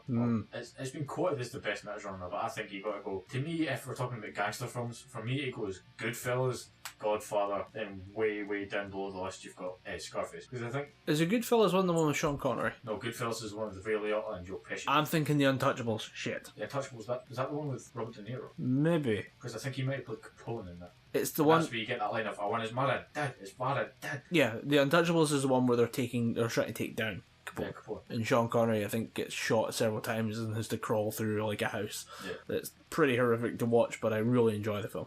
Then you go, I think if you want to see a gritty like gangster film and someone offers you Scarface, I'd go for instead of being, if someone offers you Scarface, just go, no, give me Gangs of New York. That film is so much better and it's much grittier, a lot better story. Oh, I love Gangs of New York. Brilliant movie. Oh, I didn't like Leonardo DiCaprio. He's an actor that some people really go for and other people just don't like. Yeah, he was outstanding in Django Unchained, which we did get some feedback about. Lance Baer came into the same trouble as we did. He couldn't decide between Django Unchained and Blazing Saddles. Oh, I didn't check feedback. Shit. It wasn't much, so I didn't bring it up. Alright. But I apologise to Lance. Yeah, you're not worth it, Lance. Fuck off. No, Lance is very. He's Dom Anderson says, "Fuck off, Lance." He's Pear. making a fucking Twitter. If I would you ever just come to Scotland, I will buy you a pint and a burger. Apparently, we do really good hot dogs over here, so I'll buy a hot dog as well. Apparently, Edinburgh does a hell of a good hot dog because we don't use proper like shitty hot dogs. We use real sausage. All right. I like Lance has been making a Twitter. He's the one who's always there with feedback. So Lance, cheers, man. Also, fuck off. Sign Dom Anderson. I might just send that series of Twitter just at everyone involved in it and just Dom Anderson at Gibberpish podcast says fuck off to at Son of Corax to Yeah, but then I could just go. I didn't use Twitter that day. It was Colin because we both have the password to the Twitter page. I can just feign ignorance. No, I'll send it from mine. I deliberately just as a quote from you. I've got this sorted out. Trust me, my prick level's pretty on point today. Yeah, I think I'll just send him a message saying like, "Oh, cheers for the hood bag, but also fuck you." Yeah, because I'm a horrible person. To be honest, if I'm being nice to you, that's when you worry. Yeah. If I'm being a cunt to you, that's when you know I probably regard you as a friend. I think we've got enough time to do this, and it's going to be really quickly, and it is due to how to deal with people on the internet. Yeah. And we found this. You were tagged in a post by a friend for a company that's coming to Scotland or trying to expand into Scotland. We won't name names because all this gets kind of negative. But they had what my thinking is we wouldn't blow smoke up someone's ass, so we wouldn't be negative about them as well. So there was a company is looking to expand to Scotland. They asked if they wanted a store in Birmingham, they took a poll. In Manchester or Edinburgh, and vote via post. Please don't post multiple times or we'll delete your thing, whatever. And they had a comment come up that was negative. Somebody was saying your product isn't very good. You shouldn't be selling anywhere, let alone trying to expand anywhere else. I saw this and found it very interesting because there's a store that me and you would have been interested in, so I screenshotted it, sent the photo to Dom and said, what do you think of this? You went looking for the original post and couldn't find it. They deleted it. They deleted it. So I went and looked again for it. I couldn't find the post either. I then contacted the person who made the post because I could still see their name on the screenshot and asked them what had happened. That person had the comment deleted, had told it had the comment deleted, and then was banned from posting on that Facebook page ever again. I find this very strange. I think it's a very bad way to deal with things. I found it come up a lot because I watched Jim Sterling stuff. He deals with a lot of very bad Steam developers who develop games and don't do very well and then go nuts and start banning people from commenting on their forums or stuff like that and try to delete comments to kind of modify the public perception of what they are doing as a developer, which never ends well. So I'd said I'd take the initiative. I went and contacted the company involved and said, why did this happen? They explained they don't appreciate any kind of trolling comments or anyone who's being overtly negative, but I took their point, a very interesting understandable point, but I think it speaks more of how you deal with people online. Yeah. That's not how you do it. It's a very poor way to deal with feedback. Again, if you're a new business, you want to keep it positive, or mostly positive, very few negatives. But from reviews I've seen online from Yelp, the company in question, who we're not going to name, I've been getting a lot of positive reviews, but that's from the one side of their core demographic. Well, I didn't see it as being on their, I didn't look at the Yelp page, I looked at their page, and their page is glowingly positive. Yeah. You dig a little deeper on the general online community for their type of product, and they get negative reviews. Yeah. A couple of negative reviews, a couple of questionable, same questions that this person was asking about their product and the quality of it, and it basically comes down to there's some negative perceptions in the community, and it seems like they're kind of stamping it out. If you can stamp out the negative opinion if you want, but realise that the second people find out that they're doing that, they will kind of come and fuck with your shit. So it was very interesting kind of look at seeing it happen in front of me was kind of interesting. I kind of wanted to go and find out what was going on, and it was as I expected. They don't want to deal with the negativity and have that spread through the community of people who would potentially support them. But at the same time, don't delete comments. Address the troll factually, because you come off as a good person. Even if you have a copy-pasted statement from the management saying, we ensure 100% quality in our product and we never really do this and we look to improve our performance. If you had a negative experience with the past, we invite you to come back, whatever, and just kind of give them that corporate bullshit shtick that you, if you have that available, just copy paste that in as many times as it takes. Because now I've seen that your company will delete and moderate its comments to appear better on the internet. I now just trust your company more. And see, my thought behind it is, if they're getting all those positive reviews, the negative reviews shouldn't really matter that much. If they choose to tailor I'll let them away with their Facebook page. If they choose to tailor comments on their Facebook page, they're removing that negative comment and choosing to deal with it out with that comment or out with that post. That's fine. But deleting comments,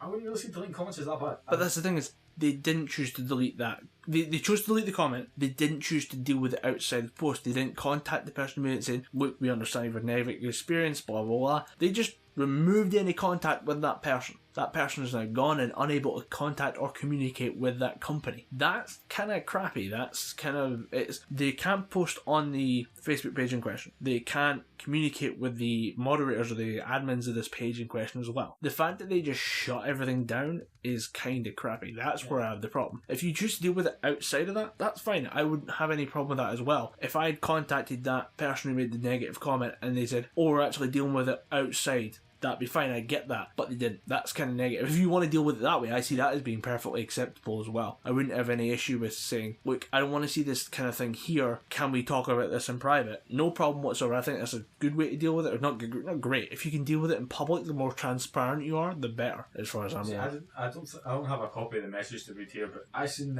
this message as being very kind of almost on an offensive level, saying that you're selling these unofficial products, you're selling these bootleg products, you need to get this stuff better. And whoever, if this is obviously something that they've put a lot of time and effort into. I think the reason why they might have deleted it is because that is just personally slandering them, and that's not something they want to have on their page. Again, if it's just online, they can't delete the negative review. You can't tailor online reviews. You can only choose to post the negative. But if you have control over their comment stream and you decide, no, we don't want anything that slanderous on our page, we're going to take it away. But I do agree with you. They did not deal with it in the appropriate way. They did not say, right, we appreciate your gripes and we understand your problems. How can, tell us what we can do to improve our service. Understand that we can't, this is the best type of product we can get for the price that we can buy them for, or the price that we can afford to buy them for. What can we do to help facilitate those seeking a better product? What can we do to help you? But that's what I'd say is, if you have, I've still got the comment there, and it's a very negative comment about the quality of product that the company supplied. But my takeaway from this is, if you are an online business person or produce online content, don't just shut people down and keep it quiet and try and hush people up, because it never works out.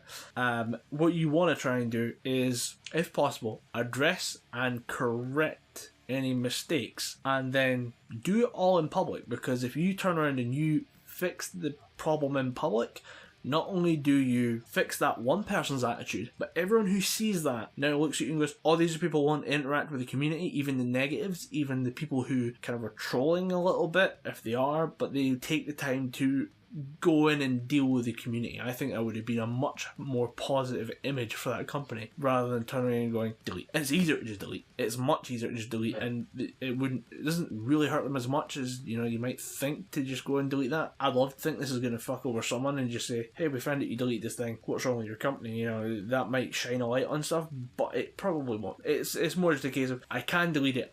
They have done technically nothing wrong, but it's one of those things of, it's not illegal, it's unethical.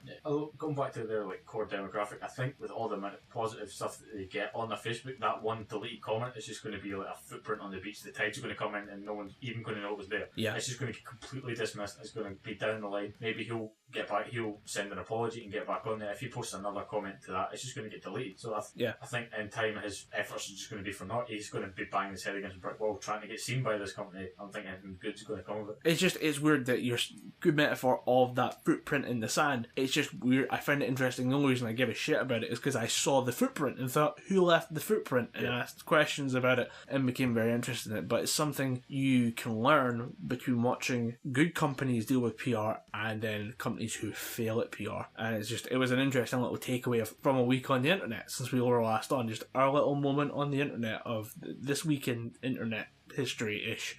Internet history, that is a very weird sentence to say. This week in internet history. This week in the history of that thing that's been around maybe 20 years in public access. And then maybe another 20 years beyond that in government access. So yeah. But on the history of the internet, I think we can end the show. Yeah, I think we can wrap it up there.